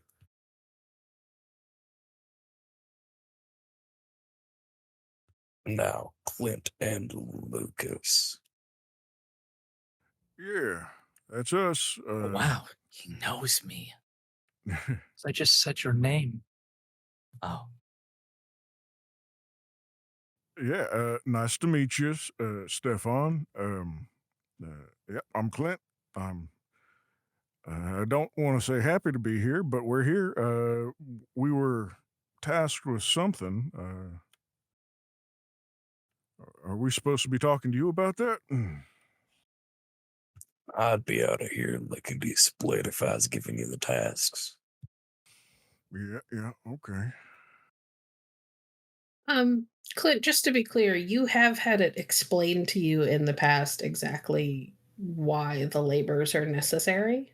Mm-hmm. You've never met Stefan, but you know who he is, and you know what he Right. did, and Yeah. you know that he's why you're here. Clint is also feeling quite fidgety and keeping his hands in his pockets. He is. Understandable. Yeah. Don't worry, I don't bite much. Well, anymore. I didn't bite back then either. Oh, I ain't worried about you. You seem like a nice enough feller, but it's. I'd really just like to do our meeting and get out of here if we can. Yeah, this is kind of awkward. This vibe is pretty tense. Yeah, the vibes. Yeah. Sarah, for her part, kind of looks over everybody, looks over towards Oliver and Coda. Hey, guys. Do a nod. Hey. I could really use a shower. You mind keeping the prisoner company? Sure Yeah. thing. Also, you look like you might need one of these as well. And I kind of reach into my coat, pull out the carton of cigarettes that I keep on spare for my friends, and just toss it to her. Fuck, yes, please. She I have takes something it. stronger too. I can't. Right. You're working. Yeah, it'll make me want to go to sleep. And as much as I would love to do that, I'm still on duty. Yep, gotcha. Oh, look at Coda. Thank How you, did you though. get that to the airport? Listen, Teach, there's a lot you still have to learn. Yeah, I'm learning that day after day. Now the professor becomes the sensei. Or wait, no, shit. If you could leave some of that, Coda, I'd appreciate it. But Oh, yeah, I got you. I'm gonna go shower and get some coffee. You all enjoy your visit. Oliver? Mhm. You have a dragon on your shoulder. That Did is you know? something I'm aware of. Yes, it's a new development, very new, and I'm still getting used to it. It's his kid. No, that's not true. Yep, he's Mommy B. Congratulations. Haven't accepted that. Cute. I will Alright. admit that it is. Well, I'll see you guys later. And she'll make her way out, leaving the 5 of you. The dragon is still fascinated with Oliver's hair. Just gonna put my hand up, kind of rub its head. Bram, could you not? What was that? Bram, as in, Bram Stoker. Name I'm trying out. It's a good enough name. I likes it. It sounds like ham. I approve of this. Okay, now I need to rethink it. Yeah, I thought graham like graham crackers. No, Bram with a B. The guy that wrote Dracula. Yes, Dracula. I know. Yeah, I heard that book kind of sucks. That's Lucas. not Horrified. true. I look at Coda amazed. Wait, say that again. Lucas. Huh? Oh, that's not true, as in you've read it Yes. and you liked it? Yes. Coda, I've never been more proud of you in my life. I have a few books actually in my backpack right now. Wait, I'm ain't it just about a vampire? awestruck. Oliver looks like he's on the verge Yeah. of tears. Lucas. He does. Mhm. Lucas. I need you to roll. Let's say. Yeah, okay. I would like you to roll me stamina and integrity, and you can add your courage rating. If you would like. I think I will. Give me just a moment. I'll get that all put together. In order to add your courage, you have to spend a point of legend. Or willpower. Sorry, spend a point of willpower.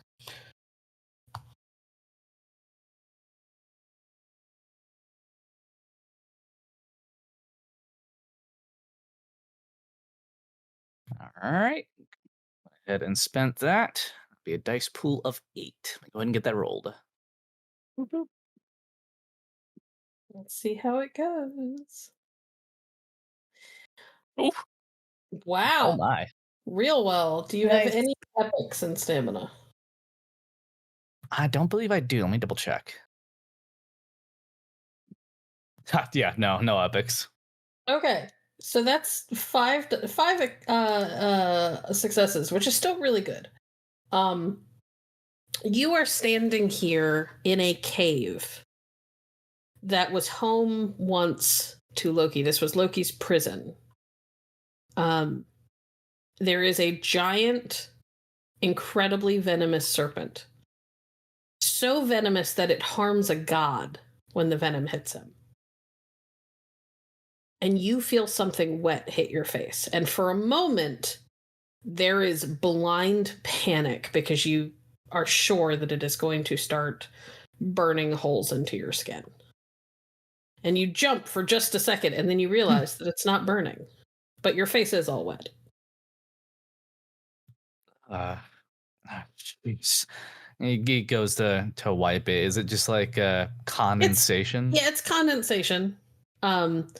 You go to wipe at your face, and you realize that your fingers aren't quite going to be enough, and you reach your hand into your pocket, and you pull out a piece of kind of threadbare, blackish brown shroud. And you go to wipe at your face, and as the shroud passes over your face, everybody in the room watches as Lucas's face seems to warp and shift, and when he pulls his hand away and tucks that fabric back into his pocket, an entirely different looking man is standing there. Oh. Looks like you might have wiped your face off there, Lucas. I know you smelled familiar. That does happen from time to time. And that is where we are going to take our 10-minute break. We'll be back in just a moment. What?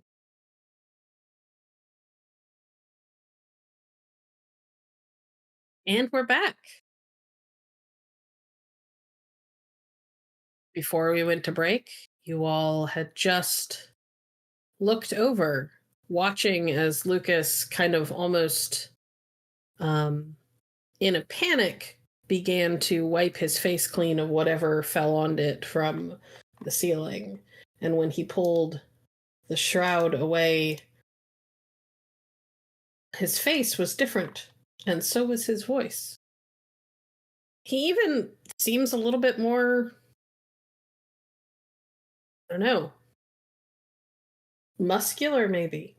Like he's not the lanky, awkward young man that he was before. Well, you've changed a little bit.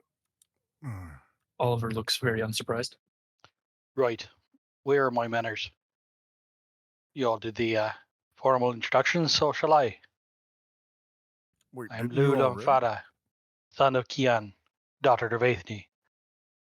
Once and probably future king of the Tuatha De Danann. Pleasure to make your acquaintance. Clint is slack-jawed. Yep. Give Clint another pat on the shoulder. Huh? Lugh inclines his head to Stefan and says, I see you've met my boy. At least a few of them have. Wait, when we arm wrestled, were you just putting on a show? It's complicated. It's a bit like method acting. You really have to kind of bury yourself in the part. Okay. Are we still like best friends, though? Oh, without a doubt. Oh, hell yeah. Clint will extend a fist. Wait. Huh? And he will get a fist bump. I'll lean over to Coda. Lucas was a god the entire time. Well, And why? We I drank wasn't with gonna a send- god. I wasn't going to send these two yokels into Magmella by themselves. Not with my boy's life on the line. Uh-huh. Remember, because Lou said he was going to adopt Stefan? Oh, okay. I see. I just have trust issues when people are suddenly not who they say they are all along. With the sudden waking up and being chased by wolves and suddenly becoming a Scion, and so when people are like, oh, I'm this, and then they actually become something else, it makes me go, oh, is it time to fight now? Fight or flight, or is it, I don't know. Coda Massaquoi, calm your heart. We're all different people moment to moment. Some of us are just more different people. Yeah, but you turn into an entirely different person. And Usually you haven't. when I'm a different person, usually it's like, oh, I'm being nice today. You got an entirely different like bone structure. Like you go to the gym now versus you just carried a shovel around. What's wrong with my shovel? And he takes the shovel. He wipes the little happy face off of it and gives it a little bit of a shake. The blade shifts, and it is this spear with this white crystal head. And he lays it gingerly against the wall, and where there's moisture on the wall, there's a little bit of a sizzle. Usually I gotta throw it in some water somewhere, but I think the Ace here would get all wound up if I did that. Uh-huh. Okay, well, it's a pleasure to meet you then, I guess. Now, Respectfully. take this shock that you have right now, Coda, and then imagine you were involved in a dwarven party with this man and saw him doing Irish river dances and being way more drunk than everyone else was, including yourself, somehow. I make it a policy to do whatever I'm doing, I do it more than anyone else. Yeah, I could see. Have you heard the tree joke yet? How do you know the tree joke? A blank stare. He's got not much to do here, so he's probably heard it. No, unless it's not what I think it is, I'm not sure how he would have heard it. Yeah, it was supposed to be at the Tuatha house. It stays at the Tuatha And it house. stays exactly. Thank you, Clint. I am assuming that many of his jokes are reused. He is old, and it is part of fate. Well, yeah, I mean, I get a few jokes offline too, so yeah, it's okay. Just because it's an old joke don't mean it's bad. Felt very spur of the moment. It did. Spur, like the... Never mind. It's all in the delivery.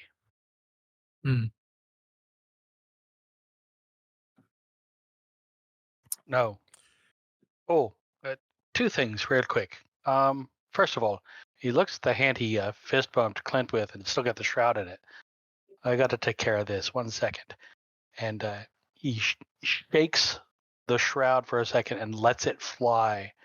And as he does, there's this smoke that sort of emanates first from his hand and then from his chest that coalesces into how should I describe this figure, Storyteller? Well, I have a question for you. Yep. As you are pulling her from inside of the aura of your godliness, are you pulling from her the darkness that was left behind from being abandoned and kind of becoming warped in that place? This seems a fantastic place to leave it, so sure. Excellent. So you pull this young woman, and she looks to those who were in Magmel very similar for a moment, kind of horrifying, deep circles around her eyes. Her hair is stringy. She looks pale and wan and almost gaunt. And then Lugh kind of reaches out and passes a hand in front of her face. And as he does so, you realize that he's glowing.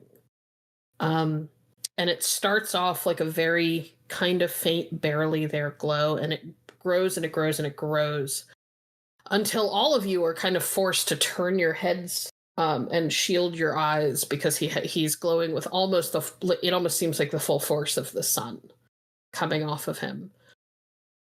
And then it fades. And as it fades and you look back, there is a young woman with long chestnut silky curls kind of flushed cheeks and bright blue eyes. She looks vaguely transparent, but somehow more alive than before. And she's looking around with what seem like fresh and relieved eyes. And she turns to Lugh and babbles to him in a language that only Oliver and Lugh will be able to understand, which is the ancient dialect of Irish Gaelic. Where am I? Where you won't be for too much longer. I'll ask you to be silent and I'll explain everything later. Right now, consider yourself fate-cinched to me until I can deliver you to someone more responsible. You understand? Thank you.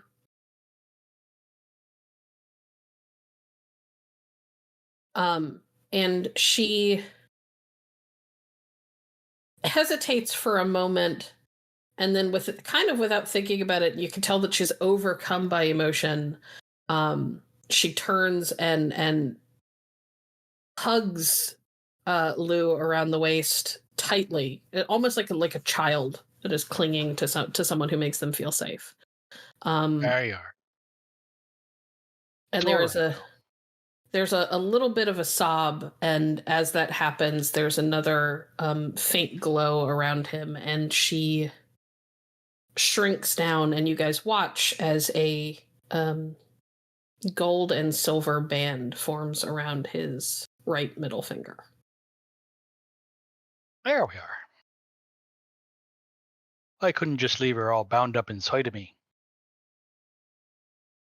That wouldn't be polite. Right. Does that mean you're married now? I think my wife would have words with me, and I'm brave, but I'm not that brave. Okay. But that's the thing about letting yourself get tangled up with things when you act before you think. Is that right, Clinton? Yes. I ain't used to you talking to me like that. Don't make that mopey face. No one told you. You didn't know. You're right, I didn't. And I ain't moping about that. I'm more a little upset that I feel a little gypped. Why is that? Surely there's a table around here somewhere. We got to put this to the test. We can't just let you walk away having had your hand slammed down to a table all disrespectful like. Clinton Brazos, if you had fought one whit below your abilities, I'd have considered that disrespect. You and I are fine. Okay. My biggest concern, actually, is with you. And he points to Coda. What did I do? You took possession of my boy's true name. Or have you forgotten that? No, I didn't forget that. Coda, it is worth noting now that it's been pointed out to you that you since the trial have been walking around with a heaviness on you that it's not like depression, but it is intense and pretty heavy. It's like a weight on your shoulders, a weight of responsibility that you never had before. And you didn't really notice it at first because you were so caught up in the moment, but now that it's been pointed out to you, you realize that you feel different, and you have for months. You couldn't really figure out why. I mean, yeah, obviously I can't forget it. Is that why I feel like I've had like I don't know, I've been feeling like I've been sleeping wrong or like I've not been doing enough. Mr. Bright, if you would be so kind as to cast your gimlet eye on Miss Massaquoi and my boy Stefan over here, and Tell me of the fate bond between them. Sure. I can't really do it as easily as you gods can, but why not? And yeah, I'll use Unlidded Eye. The good eye will flash purple. So I look between the two of them. I gotta make a roll, of course. You do. Just make sure I'm getting it right. Yep, willpower. Not legend. All right. 4. Yeah. So you open up Unlidded Eye. And this is the first time you've used it to look at Coda since before the trial. Looking at her and Stefan, you realize that they both have a fate thread running between them. But this isn't like any fate thread you've ever seen. There is... It's strange because it looks like a golden chain almost, but it is interwoven with vines. And rather than it like connecting their wrists or their ankles or something like that, which you see pretty commonly in fate threads between people, this extends directly from the center of his chest to the center of hers. And you can see where the chain meets with their chests. There is a faint glow that is not dissimilar from the glow you have seen on your fellow Scions when they bear a pretty intense wound, like you saw it on Clint during the fight against the wolves, where the blood itself is magical. And it's like this chain is so intrinsically linked to them and to their souls that you can see manifestations of their ichor. That's unique. What do you see? I mean, I am unique. That you are. It's a chain connecting the two of them. It's special and not connecting them how normally they do. It's straight to their chests, their souls, I want to say. What, so like our hearts are connected or something? Something to that effect. I wouldn't go that far, but thank you. You have his true name. That means you have access to the innermost part of him. Yes. Now, I don't know how much you know of my history, but I had a son, Ghwynn. And so I get a little twitchy when my children's fates are placed in the hands of strangers. I glanced down at the sword. This stranger, though, decided to take this on so that Not knowing what it would involve or the responsibility it would bear. which is why you should maybe be a little bit nicer about it. No offense, not to be disrespectful to a god, but yeah, I Like- did take this. Oh, I'm sorry. Like, I Go mean, on. okay. Go on. If I may. No, go on, please. Okay. I'm just saying, yes, I took this responsibility. And yes, I took it without knowing what that meant, but that's how dedicated and determined I was to see him get a second chance. Aye. So, And Ra used that to his own petty benefit. okay, so but why is this being directed at me though? Am I not also a pawn? Although I really don't aim to be a pawn for anyone. You're a rook, at least. I'd like to say I'm a. Which one's the one that goes diagonal? Bishop. Bishop? Bishop. I'd like to say no, a bishop. Yeah, I'd like to say I'm a bishop. I like to go diagonal. Well, Oh, then, yeah. Bishop. Queen, technically. Well, then, Bishop, consider your vows. Because here's the way it is. You, right now, are in possession of access to my son's soul. Every god in creation knows this. Which means, as long as any of them were dissatisfied with the results of the conclave that put my son here, eventually your enemies will know it as well.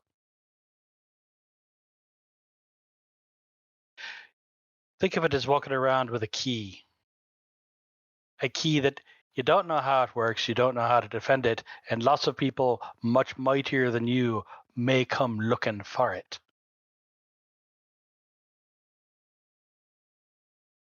Okay, let them come. I don't give a fuck. Let them. Sorry, excuse my language, but yeah, I don't give a fuck. Let them come. Teach me how to protect it then. Because I didn't take this responsibility, not stepping up to the plate. I will step up to the plate, but you got to tell me what I need to do, or at least point me in the direction. Because I know gods don't really just say, "Hey, this is what you do." I get a riddle, then they say, "Hey, figure out what to do." So, sir, if you want me to protect your son's true name, which I'm willing to do it. I will step to the plate, but you got to tell me what to do. Are you I willing will to do it. swear? Okay, but you got to tell me what I'm swearing though, because I have learned from my mother I can't just swear stuff, you know. Will you swear to me to protect Stefan Vargr's true name with your life?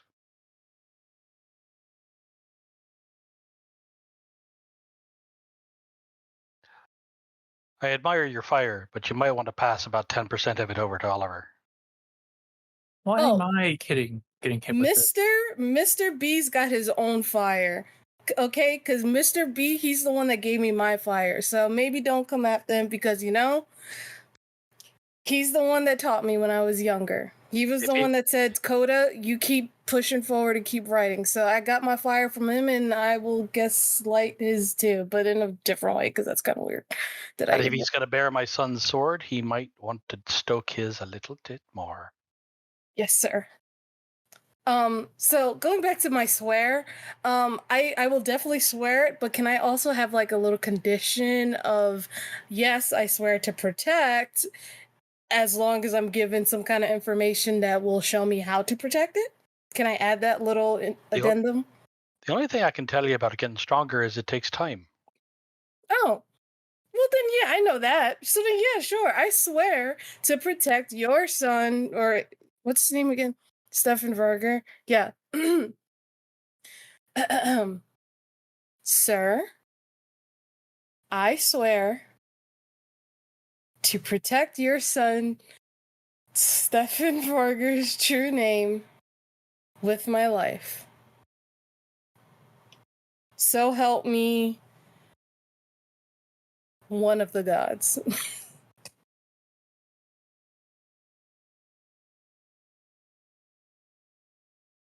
I accept your vow, and thank you. No problem. Oliver? Mm-hmm. As this vow is sworn, you see a addition almost seeming to grow into that fate thread between Coda and Stefan. A new addition to the vine. And that is golden flowers and bright green buds. But somehow as the vine grows and flowers, it becomes more robust and it wraps itself more firmly around and into the links of that chain to where you can almost not see the chain at all. And so I'll tell you a secret now that Ra would probably rather you didn't know. Possession of a true name is different than knowledge of it. You have it within you, but you don't know it. You couldn't, like, if I asked you, what's his true name? You couldn't, like, think of it off the top of your head. Now, there are ways and means by which you may eventually conjure knowledge of his true name. I would ask you to avoid those. Because anything you know how to say, you can be made to say. You understand? Crystal clear, sir.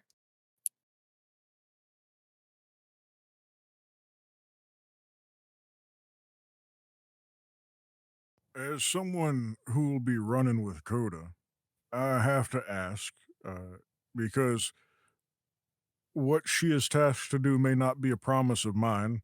However, I'm not going to let a promise get broken on my account or in my lack of action. Is there anything we need to be keeping an eye out on, or any way we can help her if something happens? Most of the ways and means of digging out a true name involve magic.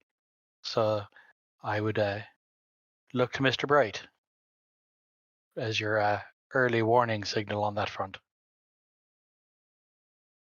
All right. Yeah, I can do that. Lugh goes into his coat, pulls out a very large bottle of some sort of amber liquid that should not have fit under his coat, and a set of 5 glasses that also should not have fit under his coat. Pours them out and passes them around. Oh, thank you. I just want to say that I am technically 20 years old, but I Oh, will I'll take that gladly. for you. No, it's just, but I will gladly throw this back. I'm not Are sure you what being a buzzkill? I'm not sure what the drinking age is in Asgard, but I'm pretty sure no one cares. Perfect. I will pinkies up.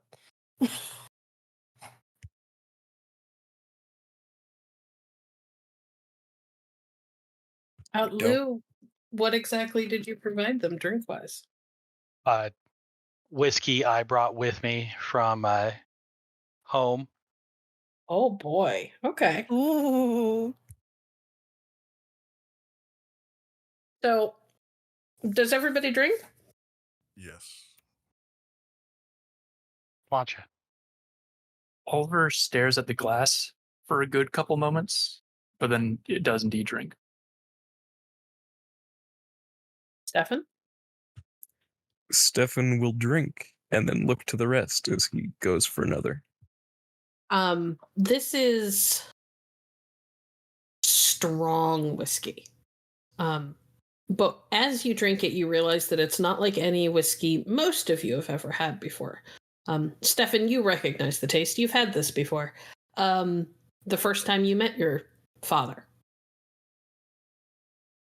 The rest of you realize that you taste hints of apple and honey.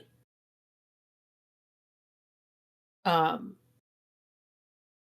it is somehow both strong as a mule's kick to your gut, and smooth as silk going down. And it warms you through all the way to your toes. And there is a sense somehow that whiskey, or at least this whiskey, has the power to change the world. And maybe already has in some ways. This stuff's so good you don't even need a chaser. Yeah, you do need a chaser. Another shot. Oh, you know what? You're right. Mm-hmm. It's the chase that Wait. never ends. And I'm done being an angry prat, so let me say some nice things for a bit. You too, he says, pointing at Oliver and Clint. Yeah. I came to see whether I could trust you with my my son's future. I believe I can. Oliver, don't let Ogma just keep talking down to you like the professor. You should know At the first time I met that man, the great academic, the father of druids, the inventor of Ogum, you know what he did? He challenged me to a rock throwing contest. I believe I'd heard of this. I don't know the full story, though. Well, I came in, and I'm sure you heard the story of I show up and I say, well, I can do this, this, and this. They say, well, we can have people who can do this, this, and this. I said, well, do you have someone who can do all of them? And they went, well, no.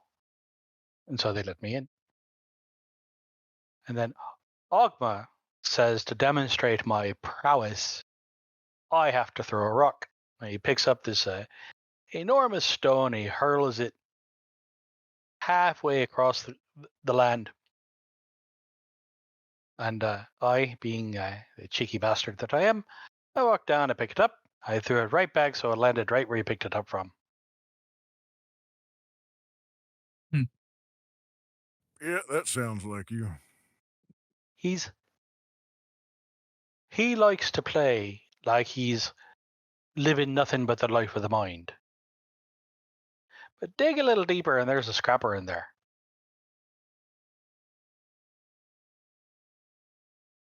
I'll keep that in mind. Thank you.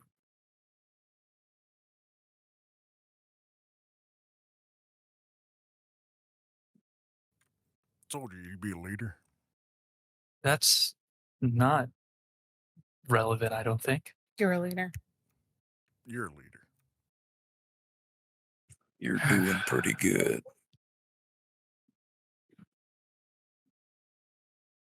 I'll take your words for it.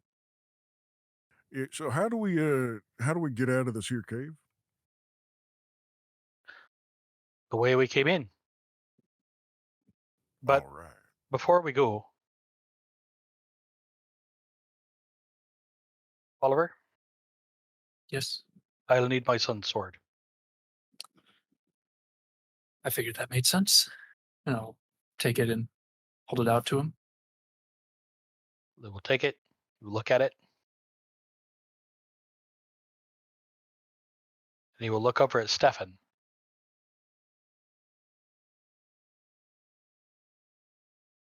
I'm not allowed to parcel these things out yet. But when this is done, and these heroes, he says, gesturing back to Coda, Oliver, and Clint, have fought out your freedom, this will still be my son's sword. You understand me, Stefan? I do. So, work on your grip strength. And maybe buy some sunglasses. It is quite dark down here.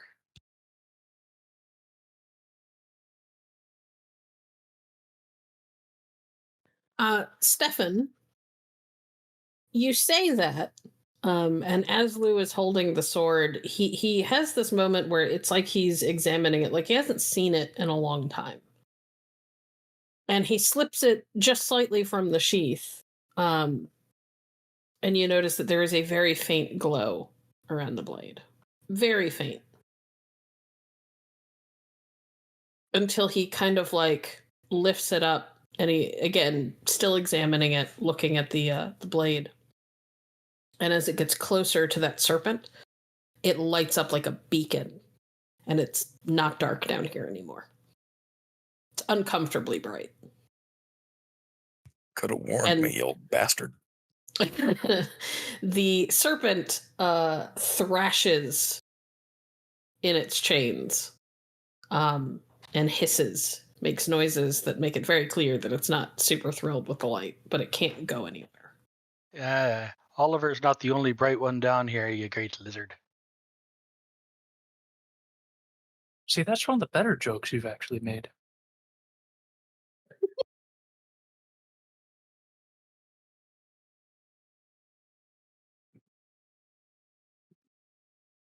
With all the movement inside the cave, Clint is a little inattentive to the humor. Looking towards that exit. We can leave when all of you are ready. Yeah. Oliver, Yes.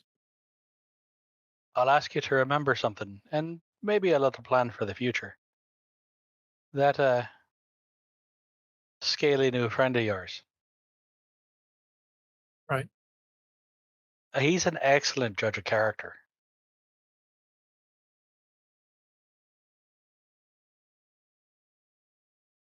Uh-huh. How many people are going to have to believe in you before you do? That's a really good point. Mm-hmm. I think we ought to get out of this cave. Just be sure to take him to Cardiff eventually. He'll like it there. Cardiff. You're a scholar. Look it up. That I will.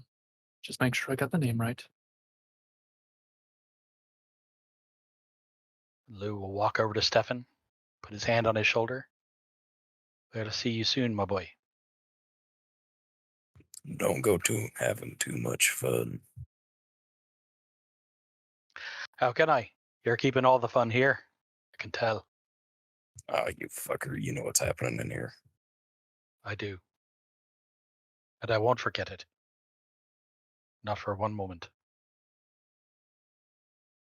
All right, good luck with the rest of you. Don't die. Appreciate it, and good luck to you as well. I know what you're doing There. isn't easy. I think Coda's gonna wait for like everyone to kind of step a little bit further out the cave, and she's gonna talk to Stefan. Okay. Before we go, then, Luke, can I still call you Lucas, or do you prefer Lou? Lugh is my name. Lou it is. You can go long arm if you like. A what? Long arm. Long arm? Stretches out his arms. Aye. Okay. Noted. That's a little creepy, just as a heads up. Don't much care for that. But Well, then best stick to Lugh. Lou it is. It's been a pleasure. We're going to talk some more, right? Like, you have a phone, right? I'll see you when I see you. Oh. Okay. Yeah, I'll see you around, Lou.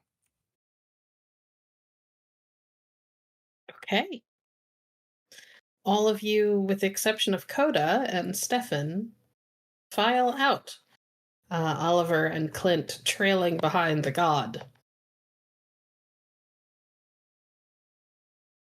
Coda and Stefan. So I guess this true name thing is pretty serious. It does look that way.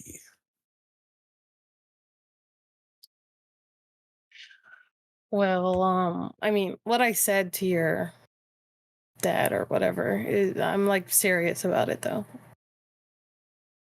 I am getting stronger and working on getting stronger and whatever. So, just don't worry while I'm out there or whatever, and you just focus on your, I don't know, thinking about what you did or whatever you're doing in here.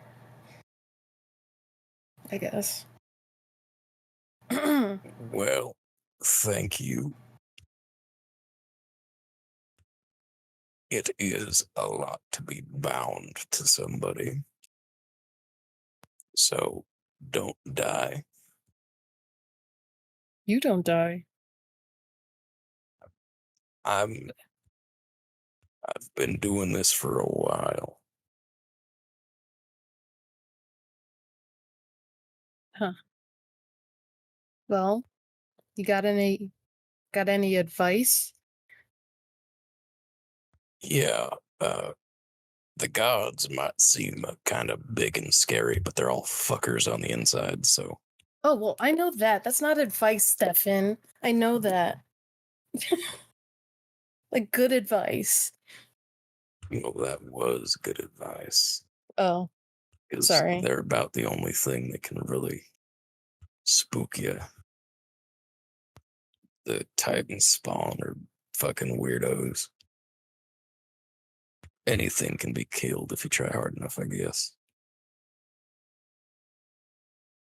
All Same right. goes for you, so don't try to be a shield.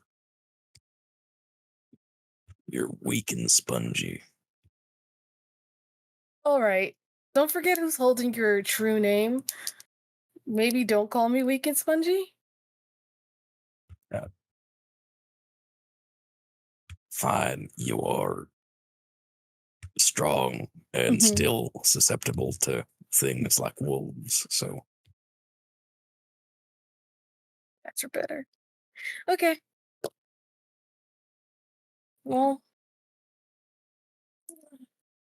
keep it up here, and I guess can't wait till you get out. yeah, you know it. I will be here. See ya. And she'll like do a as gentle as she can punch to the shoulder. You wound me. There is a little clearing of a throat at the doorway.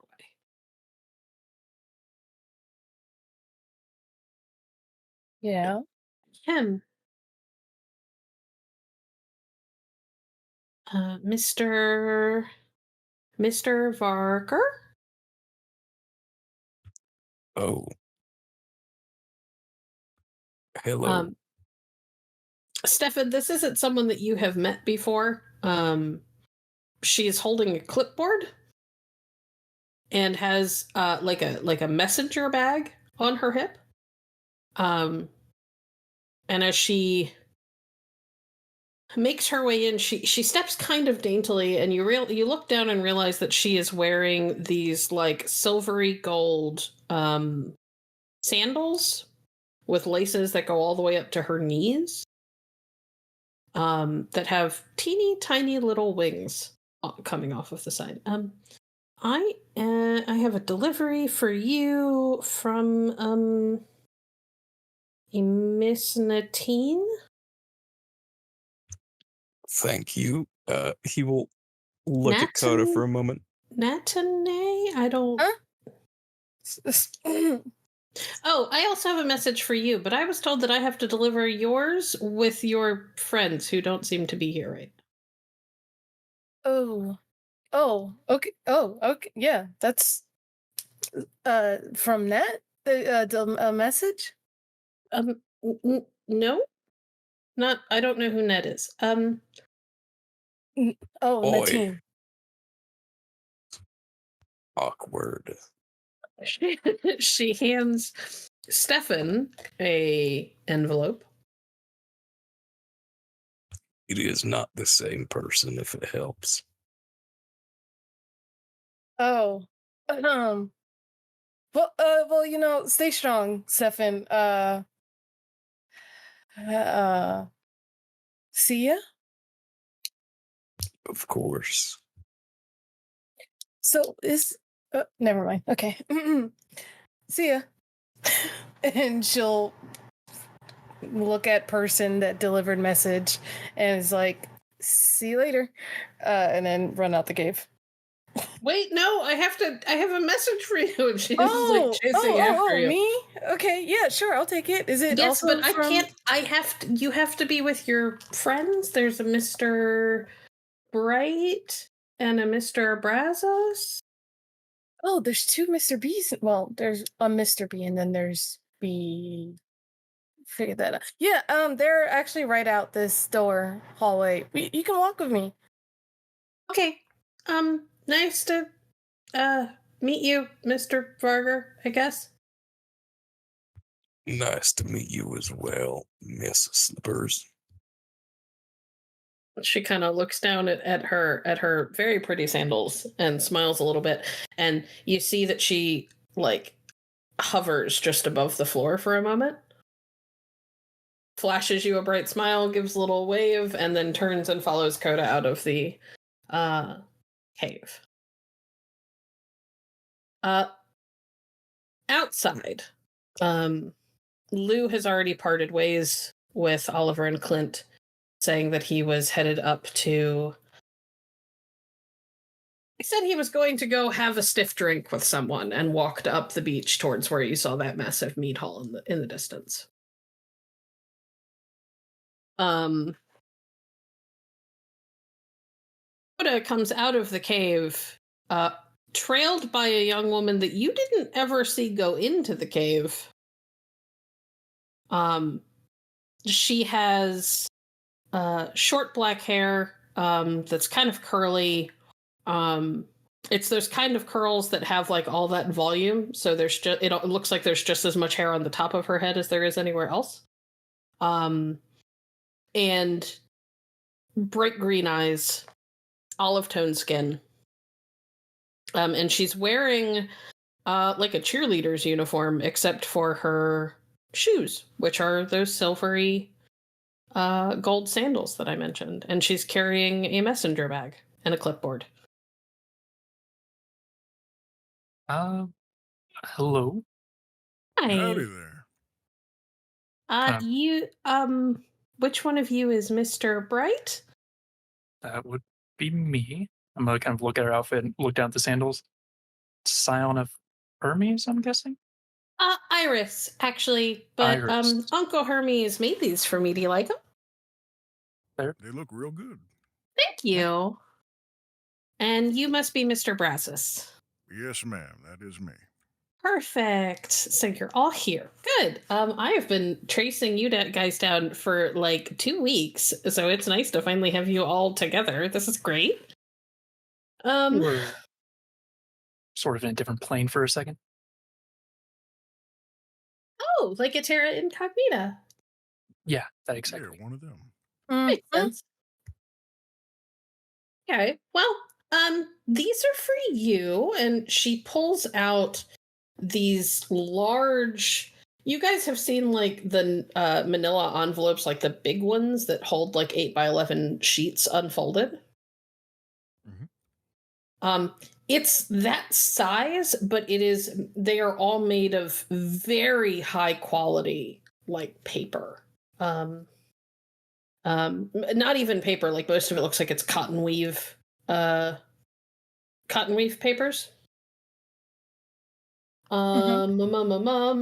Very, very high quality, all very clearly written by hand in different types of calligraphy. Let's see. For Mr. Bright, this is a message from... Oh, goodness. I've had it for so long, I've gone and forgotten the name. One moment. And she's, like, flipping through the pages on her clipboard. No worries. So this is like fan mail, right? I think it's like regular mail. Oh, okay. I had my hopes up. I mean, would you have fans? You would? What exactly did you do before being dragged into Scion business? Oh, before the whole sound business? Well, I tossed trash bags into the back of a truck. Oh, What was in the trash bags? I'm assuming Usually trash. trash, yeah. Well, it's like when people say they work in waste disposal, Is they either work in waste disposal or they work in waste disposal, Are you saying he was part of the mafia? You're the one saying those words. Listen, I didn't say anything like that. I said waste disposal. I was paid by the government. It was a Still. city. That's fair. It was city job, but we would just drive around and take care of people's trash. It wasn't one of them where you even hopped off the front to, get the weird bed frames and stuff. We let other people handle that. Oh, I found it. Okay. Mr. Bright, your message. This is from Huang Di, the Yellow Emperor. Oh, goody. Oh, And hold my hand out. she'll hand it over. Miss Massaquoi, you have a package, actually, and she pulls out a thicker envelope, just as big. This is from Mithras of the Yazada. Uh-huh. And Mithras. Mr. Brazos. Yes, ma'am. Yes. This is from Ganesha. Ganesha, okay. Thank you. Okay, well, it was real nice to meet you. If you guys have any needs for a messenger, please feel free to contact me. Here's my card, and she hands you each a card that smells like daisies. It smells like wildflowers. And somehow the middle of a summer's day. I'm Meg, daughter of Iris, and I am a messenger to, well, everybody, whoever needs my help, really. But it's real nice to meet you, and, okay, I'll see you later. And she, unless anybody stops her, she Thank you, immediately Meg. off into the air. I'm sorry, what? I was just saying thank you. Oh, you're welcome. Yeah? If I had a message, I mean, he already walked away, but do you know how to, like, track down Lugh? I know how to get messages to gods. It's a little bit more complicated than Scions, but I can make it happen if I need to. Okay, cool. Yeah, if I ever, if we're ever anywhere and I get a postcard, I just want to send him something. I'll see what I can do. You have my Awesome. card. Yep, you got it. Thank you, Meg. And those little wings on her sandals are flapping real hard, and she takes off into the air and flies off into the distance. I'm willing Wow. to take a healthy guess to say that these are going to be our next 3 laborers. Well, who wants to open it up first? I think if we do that, we're somewhat deciding which labor we're going to do next, unless we want to read all of them and pick. Yeah. Let's maybe we look through all of ours. Yeah, it might be a good idea. That way we can plan and prepare a little bit. Yeah. Sure. Let's start off Ganesha. I actually liked him. All right, yeah. Let's pop this open, see what's inside. Clint The will- question, where exactly are we right now? You're on the beach outside of Stefan's cave.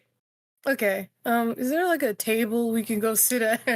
No, but there's a bunch of big rocks that you could go sit on. Yeah.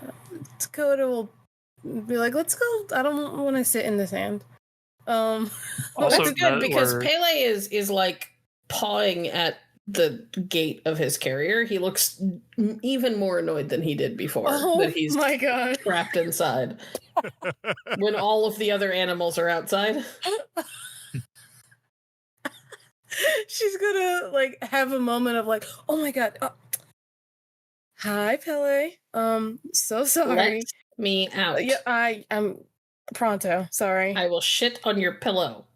There's literally, we're on the beach. This is the biggest litter box you could possibly have. Yes, and I have to use it to open the thing. Okay, sorry, here. She'll open it and go, here you go. The cage is opened and he is gone. Just in a second takes off. Now that we're not doing pressing God business, at least the very moment, I am going to take out the phone and take a few photos, making sure not to include the cat that's taking a shit. What's really funny is that he is taking a shit and he's staring at you aggressively as he's doing it, like full eye contact. At like all of us or me? Anyone. All Okay. of the 3 of you. There's a good enough angle that he could get all 3 of you in his line of sight. Gotcha. Ian, don't go harassing him now. He's just using the restroom.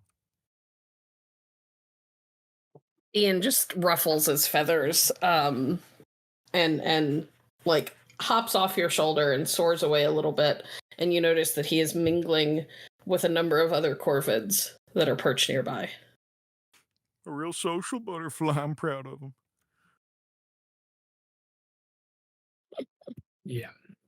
I love that you're not thinking about the fact that those belong to somebody. But You it's know, great. I was about to say, it's like, So I'm pretty sure that means we're being watched by Odin, but Yeah, the makes head sense. We are honcho. literally on Asgard right now.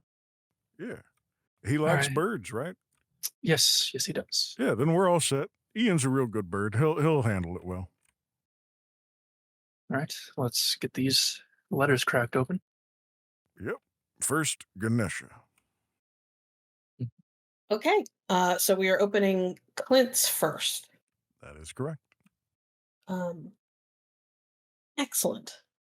Clint, there is a letter inside. It is from a smiling, slightly portly man. I shouldn't say portly. He's got like the ultimate dad bod. Like he's got muscle, but he's also got a little bit of a belly that shows he lives well. And there's a picture of him along with the letter.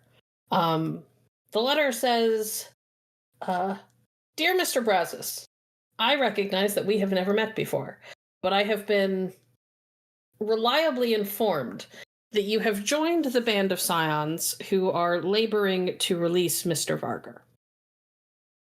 That is correct, he says as he's holding the letter.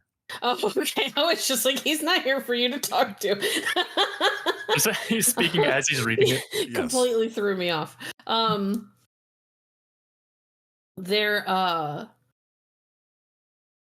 Sorry.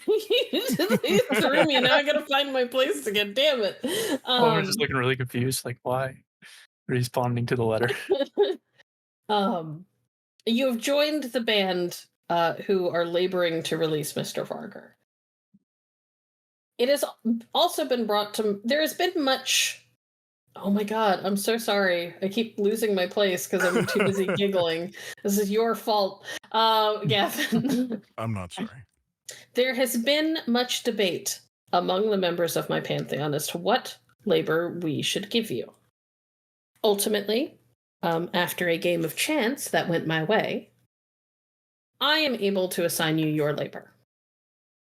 It has been brought to my attention that you are from a lovely land called Texas, and that this land is known for its barbecue.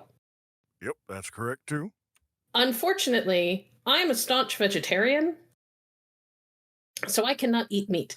However, I very much wish to experience Texas barbecue. I am given to understand that you have some skill in the culinary arts. Please find a way to allow me to enjoy Texas barbecue with a vegetarian bent. If you can do this, I will consider one of your 9 labors, the one assigned to my pantheon, as complete. Yours very truly, Ganesha, Lord Flock. And then there's a string of other titles and names.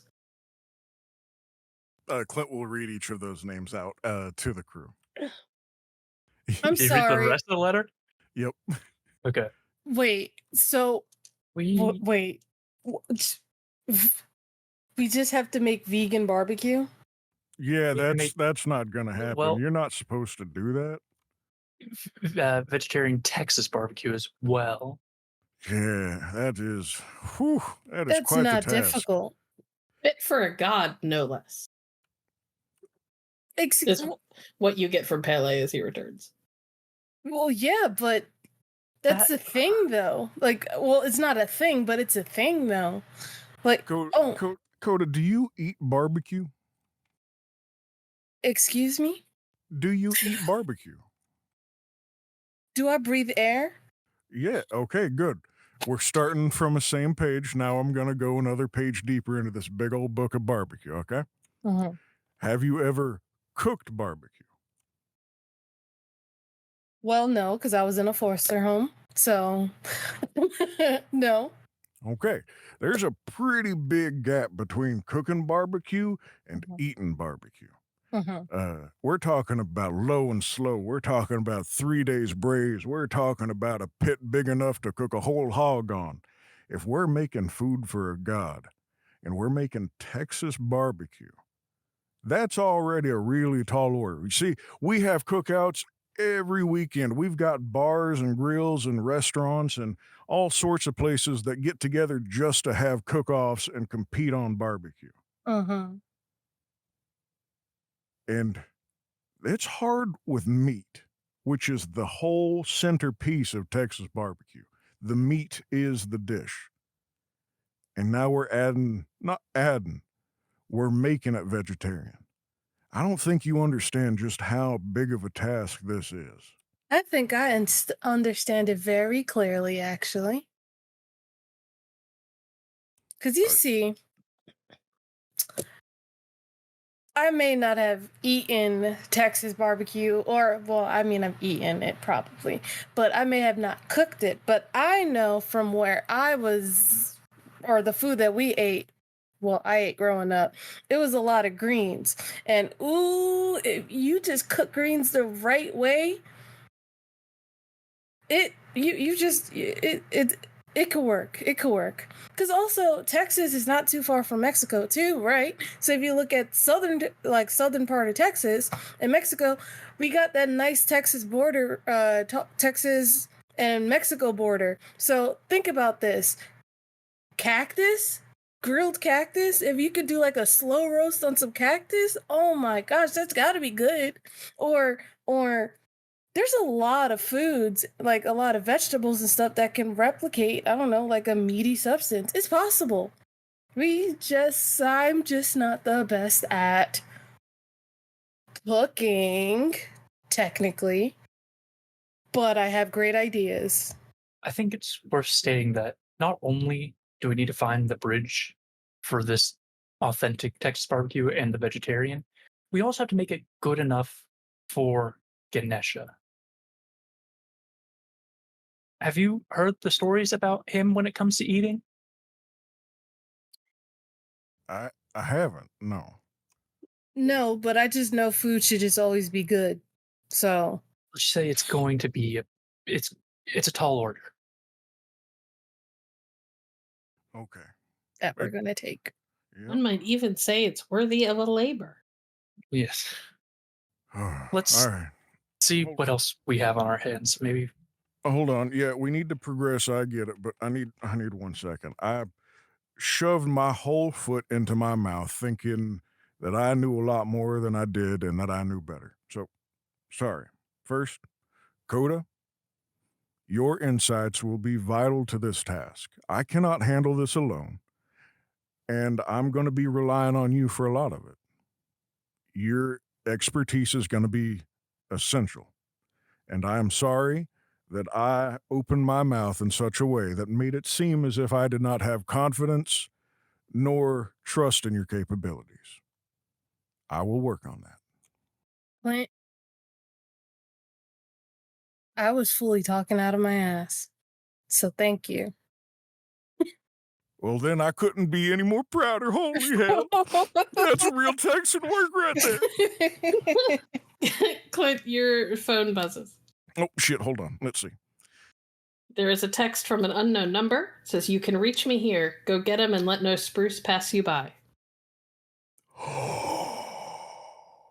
Clint pog faces just immediately. Oh my god.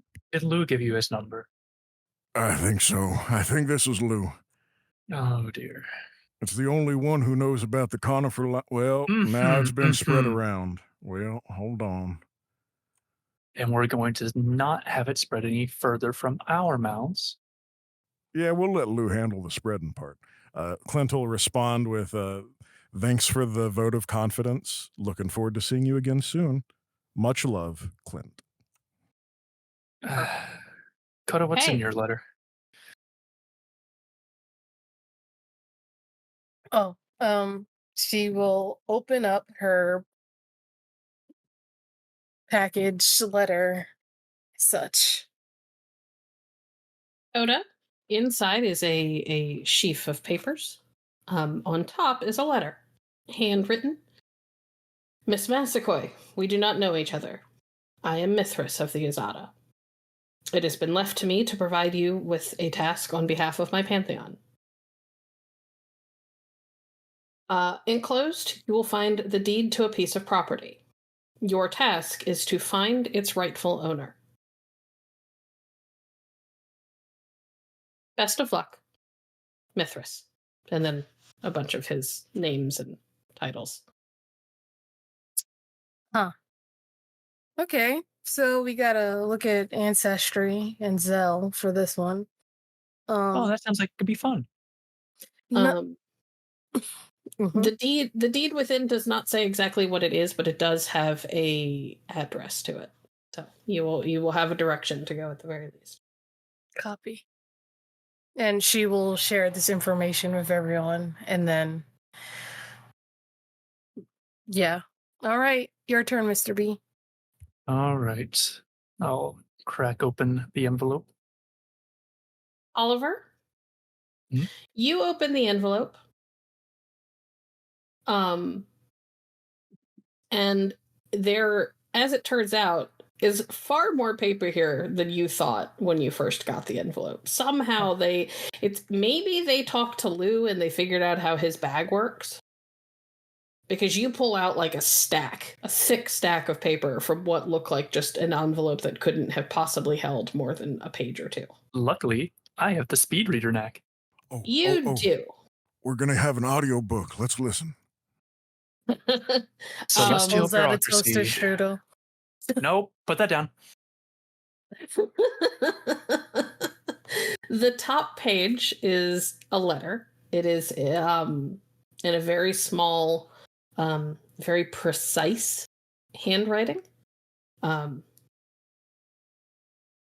Mr. Bright, after much deliberation among our pantheon, we have decided that you must provide a more thorough answer for the actions and decision of your band to defend the mass murderer Stefan Vargr. So your labor is this. Provide a report on what actions violate the mandate of heaven to a sufficient extent to warrant execution and an explanation of why this child of Loki's behavior did not rise to said standard. Enclosed within, you will find the necessary forms to be able to send back this report, which must be provided in triplicate in black ink. An essay? I would say that sounds fun, but it's for the celestial bureaucracy. So think of that like every teacher you've ever had, Coda, that wrote red ink on your essays, and just dial up their lack of care to an 11. No, higher, a 50. I mean, I can't knock that pantheon too much nets from it, but yeah, but I know what you mean. Oliver, it is worth noting that the second page is basically a list of rules on exactly how to write, like spacing, what formatting rules you should be using, what style guides you should be following. They're very detailed. It could have just said APA or Chicago or MLA. Just give a list. It doesn't follow any of those. This is a divine style guide. They're very, very exacting. They're far more specific than any of the ones that you are accustomed to. So we're clearly all been given tasks that's going to require the expertise of all of us, like my abilities of research and in-depth attention paying for that essay writing. Yep. Was that sarcasm again? Oh yeah, it was. I'm struggling to think how I can help on that one. Motivation. Oh yeah. You got this, Oliver.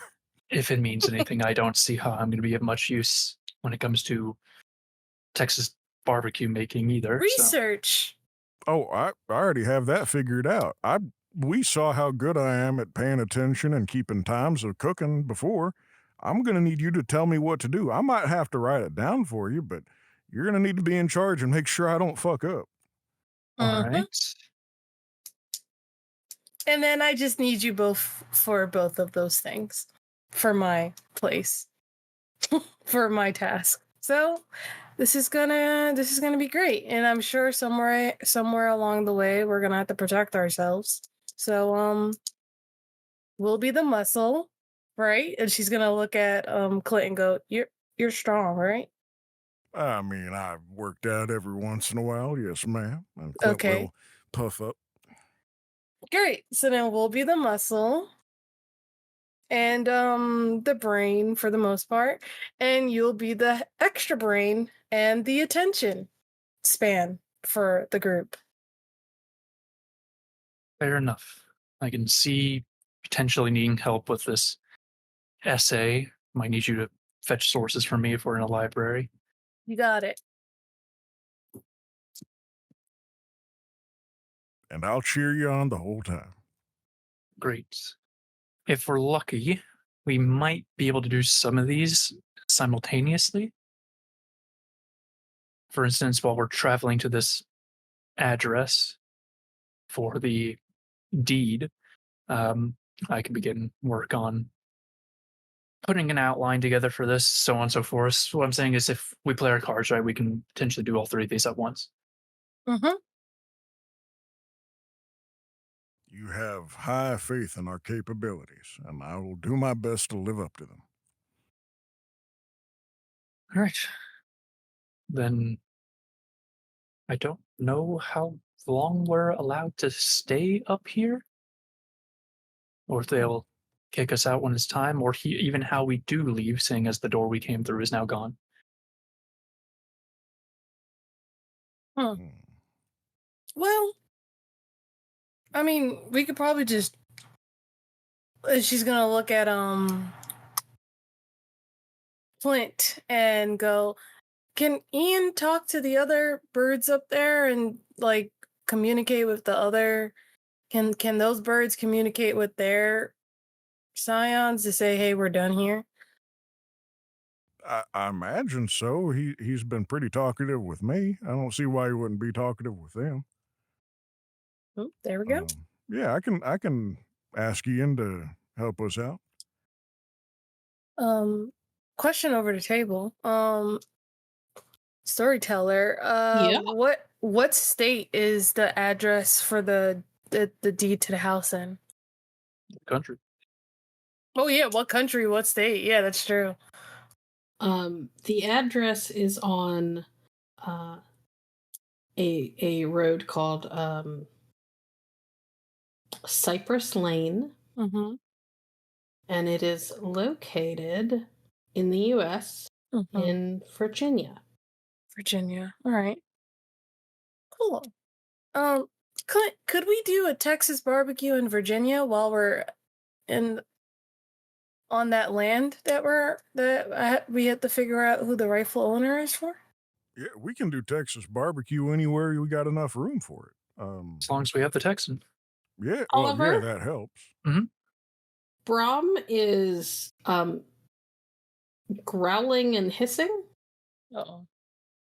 What? And Pele is also growling and hissing. I'll try to At each follow other? their agitation. Yes. Oh, at each other. Yeah. Pele tried to Okay. get close to Coda and the dragon got puffy. Bram? No, let's not do that. That's a friend. Make me charisma and animal ken, please. Yeah, she's also looking at she's looking at Pele, but she's also looking at the dragon being like, come on, man. Or come on. Are you trying to individual." intervene at all, or are you just watching? I don't have any Coda. indications to Huh? do. Are you trying to intervene at all, or are you just watching? Intervene, but intervene, but not like, because I also want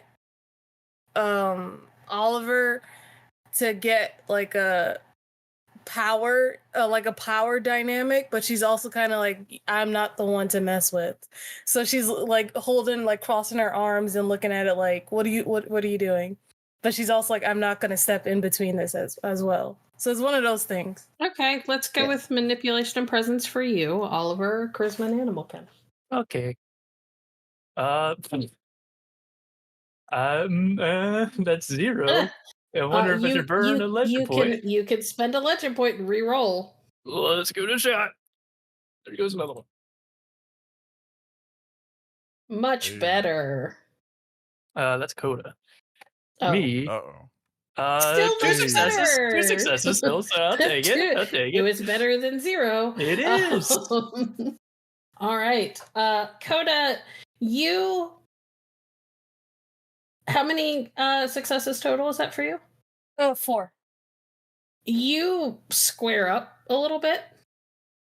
You don't really say anything, but you square up and kind of put yourself in a position where you are close enough to Pele, where it's clear that you're taking like a protective stance.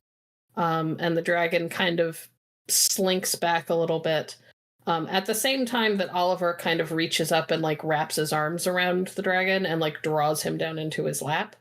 And the growling starts to subside. He's still watching Pele, but it's clear that it's a little bit more like it was aggression from a place of he's a baby and he doesn't. It's like a baby kitten. They fucking growl and hiss at everything.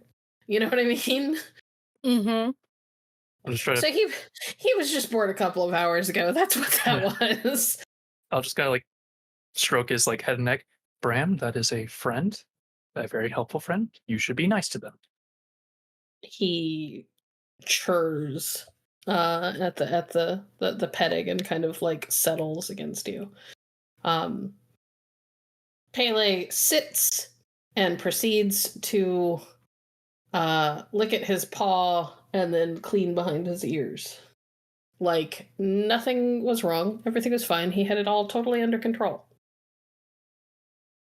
I don't mean to be a buzzkill here, but Oliver, you know you're going to have to play with that thing, right? Play with it. Yeah, you're going to have to get it to expend energy and probably really speak to its instincts for hunting and eating so that you maximize the time in which it's digesting at the right time as well. If it don't play, it probably ain't going to eat its food the right way. Okay, noted. I mean, Thank you assuming for that. it's anything like, animals out there. Mm-hmm. And you're gonna have to step it up with your dominance, because that's a dragon now. That's a dragon. So you can't be like, oh, I'm sorry. No, you are gonna have to be strong, Mr. B. You have a literal dragon on Earth. So The dragon is like lizard tongue flickering at Oliver's cheek, by the way. He's giving kisses. Duly noted, Coda. The most terrifying creature ever, truly. And while we're on the topic, I suppose, Coda, did you mean what you said back in the cave about me and having my class and all that?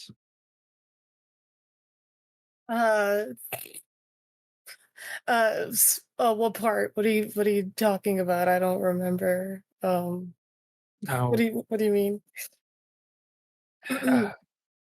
how I was the one that gave you some of that fire you mentioned?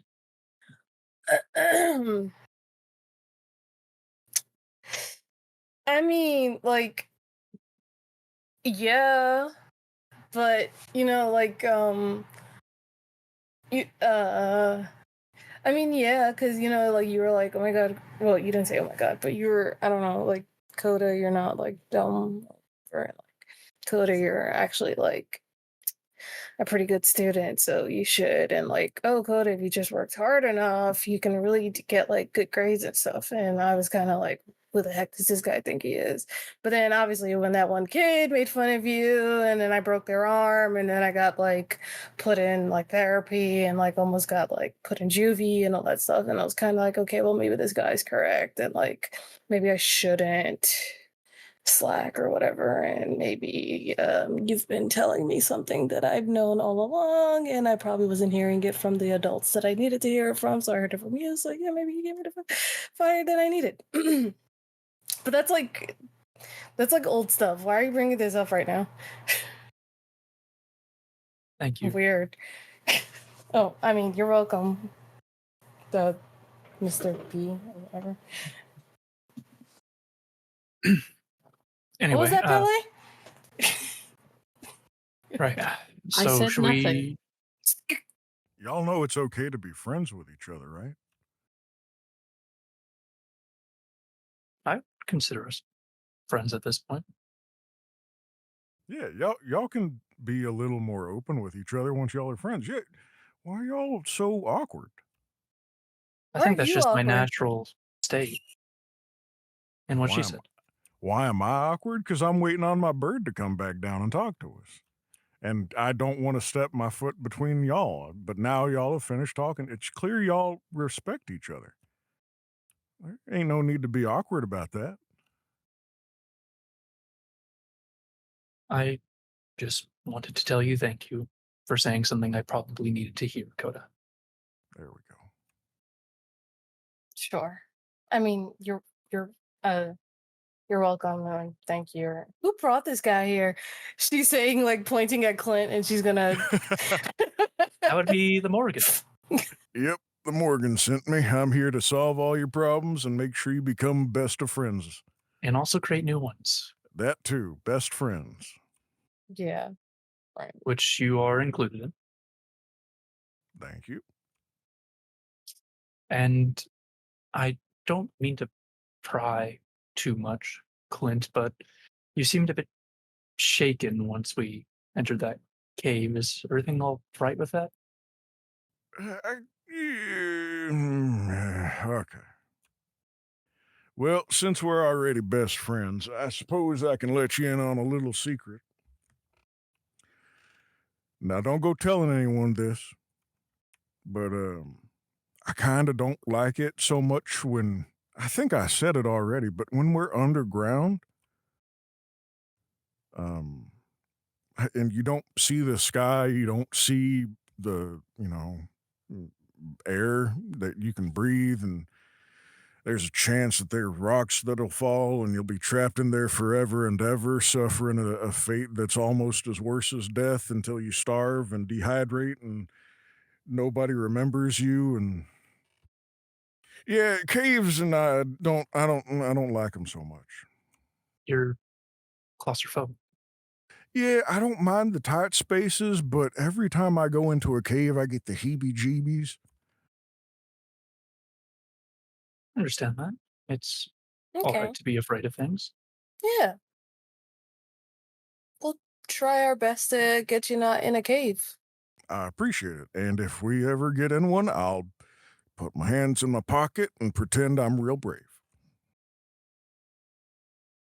From what I've experienced so far with you, Clint, I don't think you really need to pretend that. Mm-hmm.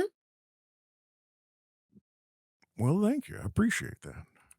I always followed that the life theory of fake it till you make it, and I guess if I appear like I'm in control, it works. Well, bravery is not really about being in control. It's about knowing you're afraid and doing what you have to anyway. Yeah, that sounds about right. It's like writing a paper. Well, no, that's just You fun. lost me. It's fine. We'll figure it out later. Okay. It's so wholesome. Right. So, do we flag down an Nordic god to get out of here, or does he handle it? Yeah, let me call Ian down, see what the happening is, and it's summoned down Ian. Ian's head looks up from where he is talking to two other large black birds. Yeah, come on down, big guy. We need to talk to you. And then he ruffles his feathers and flaps his way over. Yep. All What's right, up? Ian. We're thinking we're pretty much done here. You wrapping up your conversations? I can be. Yeah, we were also wondering if you could help us find the way out.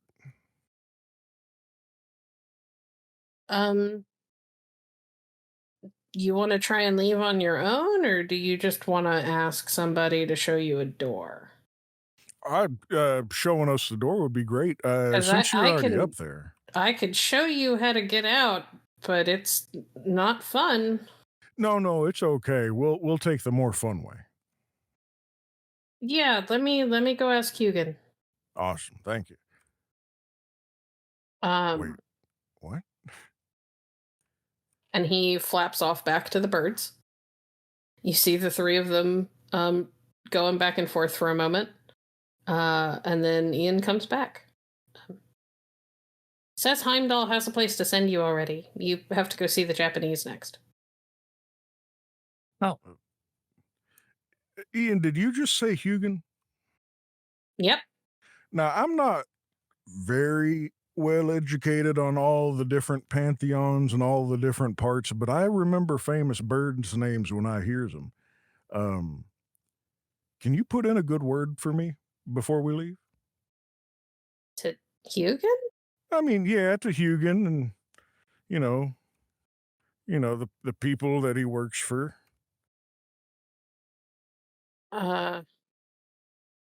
Sure, I guess. Yeah.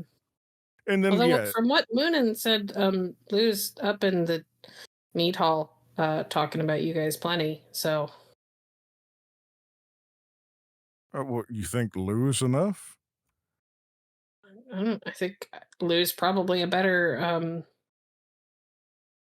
spokesman than me. I He's can't have you putting a yourself literal down god. like that. Come on, Ian, you're great. You have one of the best singing voices I've ever heard. You can sing our praises and it'll be like sweet molasses on, summer, so it actually flows through. Maybe I should just take you to Heimdall. Yeah, we should probably go to Heimdall. And he flaps up away from you guys and leads the way down the beach. All right, we're going this way. Heimdall is waiting for us. all right. I'll follow. It takes a little bit to get there. You walk down the length of the beach, and then up along a path that winds through a massive plain field. Probably the flattest expanse of land you've ever seen. At least the biggest and flattest at the same time. And you look out and there are... It's a war zone. It's just people from one horizon to the next. And they're all fighting. And I will allow Coda and Clint to make intelligence and academics rolls. Oliver, you're smart enough. You don't need one of these. Yay. That's funny. Remember that if you do not have dots in academics, you do not get any epic intelligence bonuses. That'd be a 0 from me. Clint, you don't know shit. You're like, wow, that's a really big war that nobody is freaked out about. Roll 1. 5, 8, 10. Oh yeah, 3. Coda, you have heard stories that when the Vikings, when Viking dead are taken to the afterlife, they spend the rest of eternity fighting during the day and then feasting at night. Huh, sick. Oliver, you know that these are Einherjar. Mm-hmm. You see men in uniforms from World War II and Vietnam fighting alongside like proper full-on Vikings. Huh. The hell is going on out there? It's think of it like a big mixing pot of every single war and battle and scuffle that's ever existed, all thrown into one. Well, that sounds like hell. Technically, it's heaven No, for but them. they're happy about. Yeah. Oh, they like to fight. They're training for Ragnarok. They're training for Ragnarok. Oh. Well, I mean, if they're having a good time, who am I to yuck their yum? Okay. You all walk past the training fields. I'll take a photo. Of course you do. Oliver is like the most typical tourist. tourist ever. for now. Yeah. You walk past and up into that massive mead hall that you saw nearby. There are still warriors inside, but significantly less. And there's also a number of Valkyries who look like they are feasting and generally kind of hanging out. You get the feeling that they train, but not in the same way. And Oliver, it you looks could like go. they're just as much on duty right now as they are taking a break. Oliver, you could go test out your riz on them. Nope. Oliver is like, these women are twice my size, isn't it? No, thank you. Oh, come on. What's wrong with a little practice? They're training. Why aren't you? They could crush me with a thumb and forefinger. Yeah, with that Okay. attitude. Yeah. That's a problem for you? No. All right, then go talk to him. No, as in, no, I'm not doing this. Oh, come on. I mean, I'm gonna talk to them. Yeah, let's go. That's great, Coda. You go do that. As you all walk in, you see someone familiar, and you see a couple of people who are familiar. Lugh is inside. He has a huge drinking horn, and is drinking alongside the man you recognize as Heimdall. Brynhildr is nearby and is kind of tossing in random interjections into their conversation, but you can tell that it's more that she's just making observations, while Lugh is doing the lion's share of the talking. I know you saw me. Yes, you're very clever, Heimdall. Listen, all I'm saying is you should really announce yourself if you're going to come dressed up. I did, eventually. Okay, step forward. I mean, I sort of figured it out. I was surprised. I was really surprised. This isn't about being surprised. It's about being polite. What if the Allfather had been present? I might not have had an issue with it, but the Allfather doesn't take kindly to people who don't make proper introductions when they're supposed to. I mean, it's Lugh. Come on, he's a good feller. He is. I have the finest of character witnesses. Are you children ready to leave? Yeah, we were getting ready to head out. Just checking in with you before we did. Oh, are you planning to go the long way, or do you want me to open the Bifrost? I swear I've never opened it this many times in one day. Yeah, we were hoping for the Bifrost option.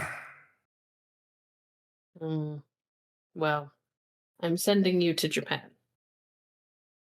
Yeah, why are we heading to Japan, if I may be so bold as to question? I would assume to receive another labor. They did not give me reasons. I was just told that a representative would meet you there. Yep. Okay, that makes sense. That checks out. I'm going to go look over here and feel a little less silly. Okay. Brynhildr. Yes. So this is really random, but I was wondering, what's your training regiment like as a Valkyrie? We spend 12 hours a day doing drills. Mm-hmm. Interlaced with our time when we have to go and fetch the dead from battles. Though that happens far less often than it used to. Mm-hmm. Okay. Cool. Thanks. Trying to build my training regiment, pulling from all pantheons. So I was just wondering. Anyways, cool. Not at all motivated by the thought of, could I claim a Valkyrie? Can you get out of my head for a minute? No. No, I'm happily taken. The answer is no. Okay. From Brynhilder. Spoiler sport. I'm staying very quiet. I said they couldn't. I didn't say you couldn't. And she sort of winks at Lugh. Y'all have fun. Definitely not jealous of the riz of a god. Definitely not. Nope. Mm-mm. You keep using this word. What, god? No, Riz. Oh, I mean, well, it's in a dictionary by now. yeah, just Mr. look it B. up. I don't know what Riz means, but I know that he Thank looks you. spruce. I take it back. Clint just levels his eyes at Oliver. You hear that? Spruce. I've What a- heard it. A lot of tree jokes amongst y'all. Things are Lou, leaking. is that one you've used before, or did you just immediately spread it after using it? I'll never tell. Because we made an agreement. Come on, long arm. Let's see what things other than stones you can throw around. Yeah, you can show them what else is long, eh, Lou? Oh, dear. Hey, yo. You boy, have fun! Brynhilder throws an arm around his shoulder and drags him off somewhere. You don't know. Heimdall just sort of shakes his head. I'm shaking my head in sync. I gotta give me a shovel.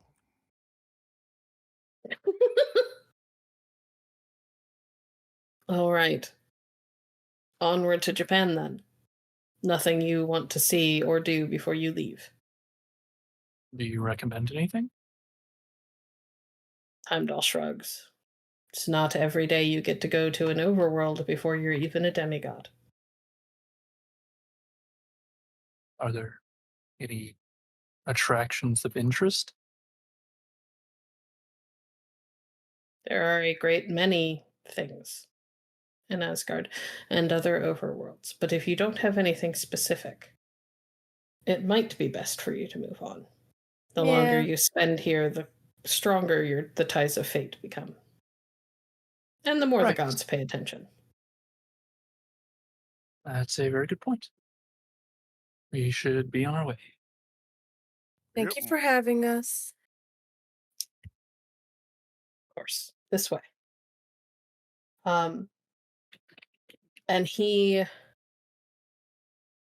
moves out of the meat hall and back down to the beach. Not quite to the exact spot that you were. He kind of walks along the coast for a while, and you could see him looking out at the horizon. You guys can't see anything. It's just horizon to you. It's where the sky and the ocean meet. But eventually he stops, and his hand goes to a horn on his hip before it shifts upward and grabs a slightly smaller horn that, rather than being carved of ivory, is carved of some sort of wood. And he puts it to his lips and he blows on it, and there is a flash of bright light and another instance of the Bifrost, the Rainbow Bridge, shoots out from where he's standing into the distance. to a place where there is a shimmering spot in the air. Gosh, it's always got to be so bright every time. I think so. All right. It hurts my eyes, though. To All right. Japan. To Japan. I'll take the lead, I guess. Perfect. You step onto the Bifrost and you follow it. Follow it along to. It probably takes a good hour of walking to hit that shimmering spot. And do you all just step right through? You know, Yep. this reminds me. Y'all ever played Mario Kart? No. I think so, once in an after-school program. Okay. All right, never mind then. Nothing important. Well, are you talking about Rainbow Road? Yeah, Rainbow. Yeah, I know it's your. See, okay, good. I'm not the only one. Yeah, no, I've played. Rainbow Road. It's a road of rainbow that you drive on. I gathered that much. It's just just making sure. an odd image. Yeah, it's a really weird level for the racing, but it's a fun one. I mean, it's kind of like what we're on right now. So Yeah. My brain just connected those weird dots. I'm sorry, I got distracted. Yeah, let's walk on through. so keep Okay. going. You step out of the Bifrost in front of a multi-level Japanese-style building that sits on a peaceful lake. The building is yellow, with those very traditional kind of sloped and pointed roofs. And the bottom level is white and black like rice paper. There's a small island kind of in the middle of the lake with a couple of trees growing on it. It is surrounded by what almost looks like a wall of trees all around. It's quite possibly one of the most peaceful places you've ever been. There's very few people that you can see, which is odd because you would assume that something like this would have a lot of visitors. But for right now, at least where you are across the water from it, you don't see many people at all. Ian, go ahead and scout around. Look, see if you can't see anything interesting.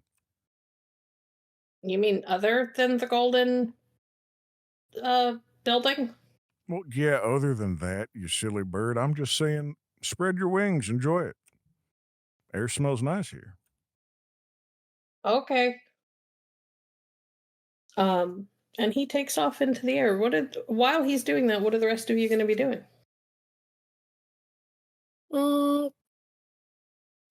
I think Coda's really just taking in the scenery of this place, but she's also kind of like amazed, but she has learned at least a bit about like being respectful when you're in other pantheons. I don't want to say domain, but you know what I mean. Like their areas. So she's kind of like, okay, I don't want to do anything too disrespectful. So she's kind of like head on a swivel, like there's got to be someone around here watching us. Oliver. Mm-hmm. You still have unlidded eye up. Yes, I believe it lasts for a scene. It was considered the same scene. Technically no, but we're just gonna say that you have it because it was a pretty short-lived scene, and I don't want to make you burn like willpower and shit for something that will last for a couple of minutes. Yeah. It's a bit more expensive than Legend. The building across the water from you is caked in legend and fate. Like, this place radiates it, even though you can't tell if there's anyone or anything in particular that's in there. It's like the place itself has its own power. That place is very special from what I can gather. Well, I mean, it's golden. It's also deeply steeped in fate. Well, it makes sense why we're here then. All right. I Indeed. guess we should go over. She'll go over, but before entering, she'll take her shoes off. Smart. Before I Okay, enter, I will well, pick let's up have my... you guys get closer before you go taking your shoes off and, Well, assuming that you're yeah. going inside. yeah, but like before she even tries to enter the place, she will take her shoes off if we get that far.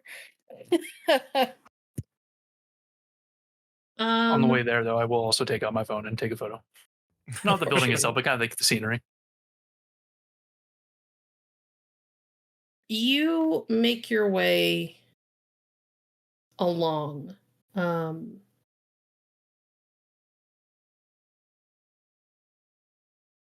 And find yourself. So you realize that as you round the water, it's not that there's nobody here. There are people here. There's a lot of people here. But they were all kind of congregated around this temple. They're all being very quiet. And very what's the word? Respectful.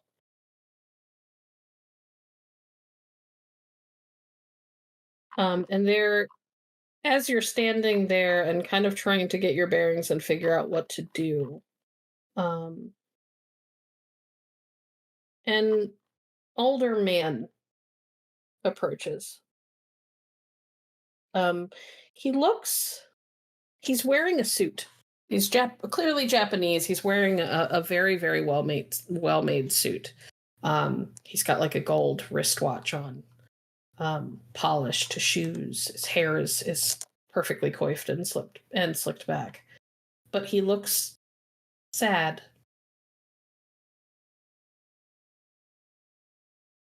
And he kind of like approaches you guys, but doesn't really turn towards you. He just sort of stands next to you and looks up at the temple itself.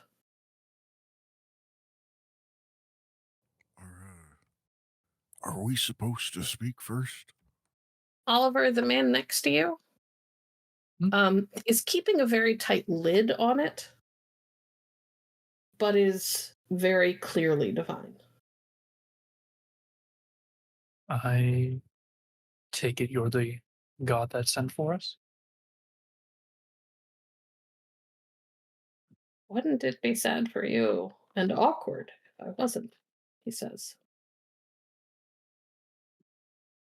And he kind of turns his head and looks at you, and there's a very faint smile on his kind of wizened face, but it doesn't meet his eyes. His eyes look perpetually like he is drowning in grief. I'm Izanagi, first man of the Amatsukami. The creator of all the lands and islands of Japan.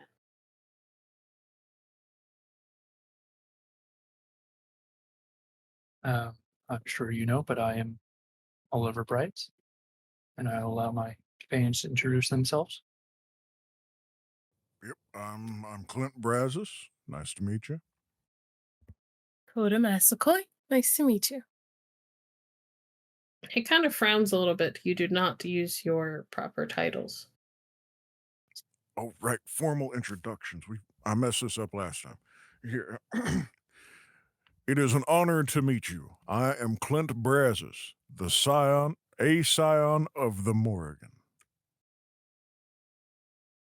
And I don't have any additional titles to add to that yet, but we're working on it.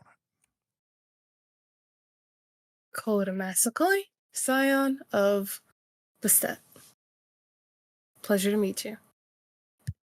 He looks expectantly at Oliver. And I am Oliver Bright, the Scion of Oak.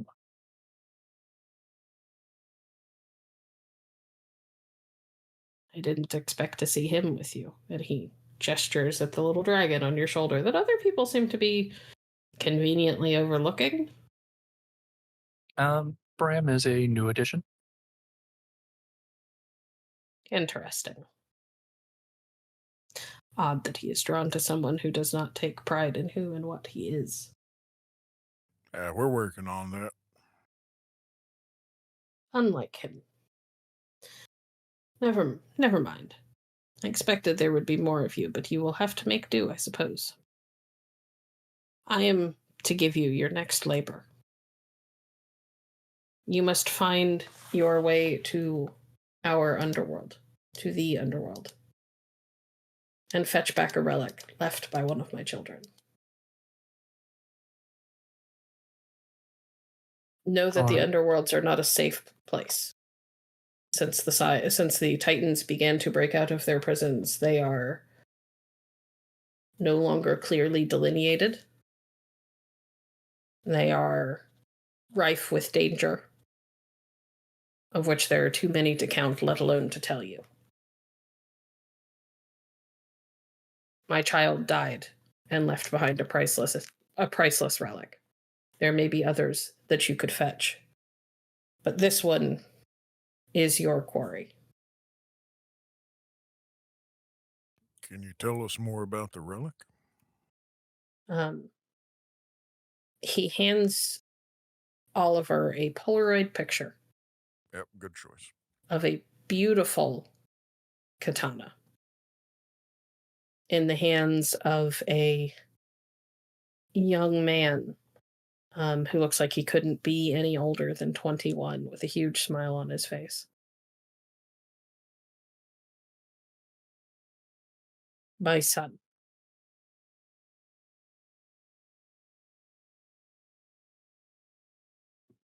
I see. I'm sorry for your loss.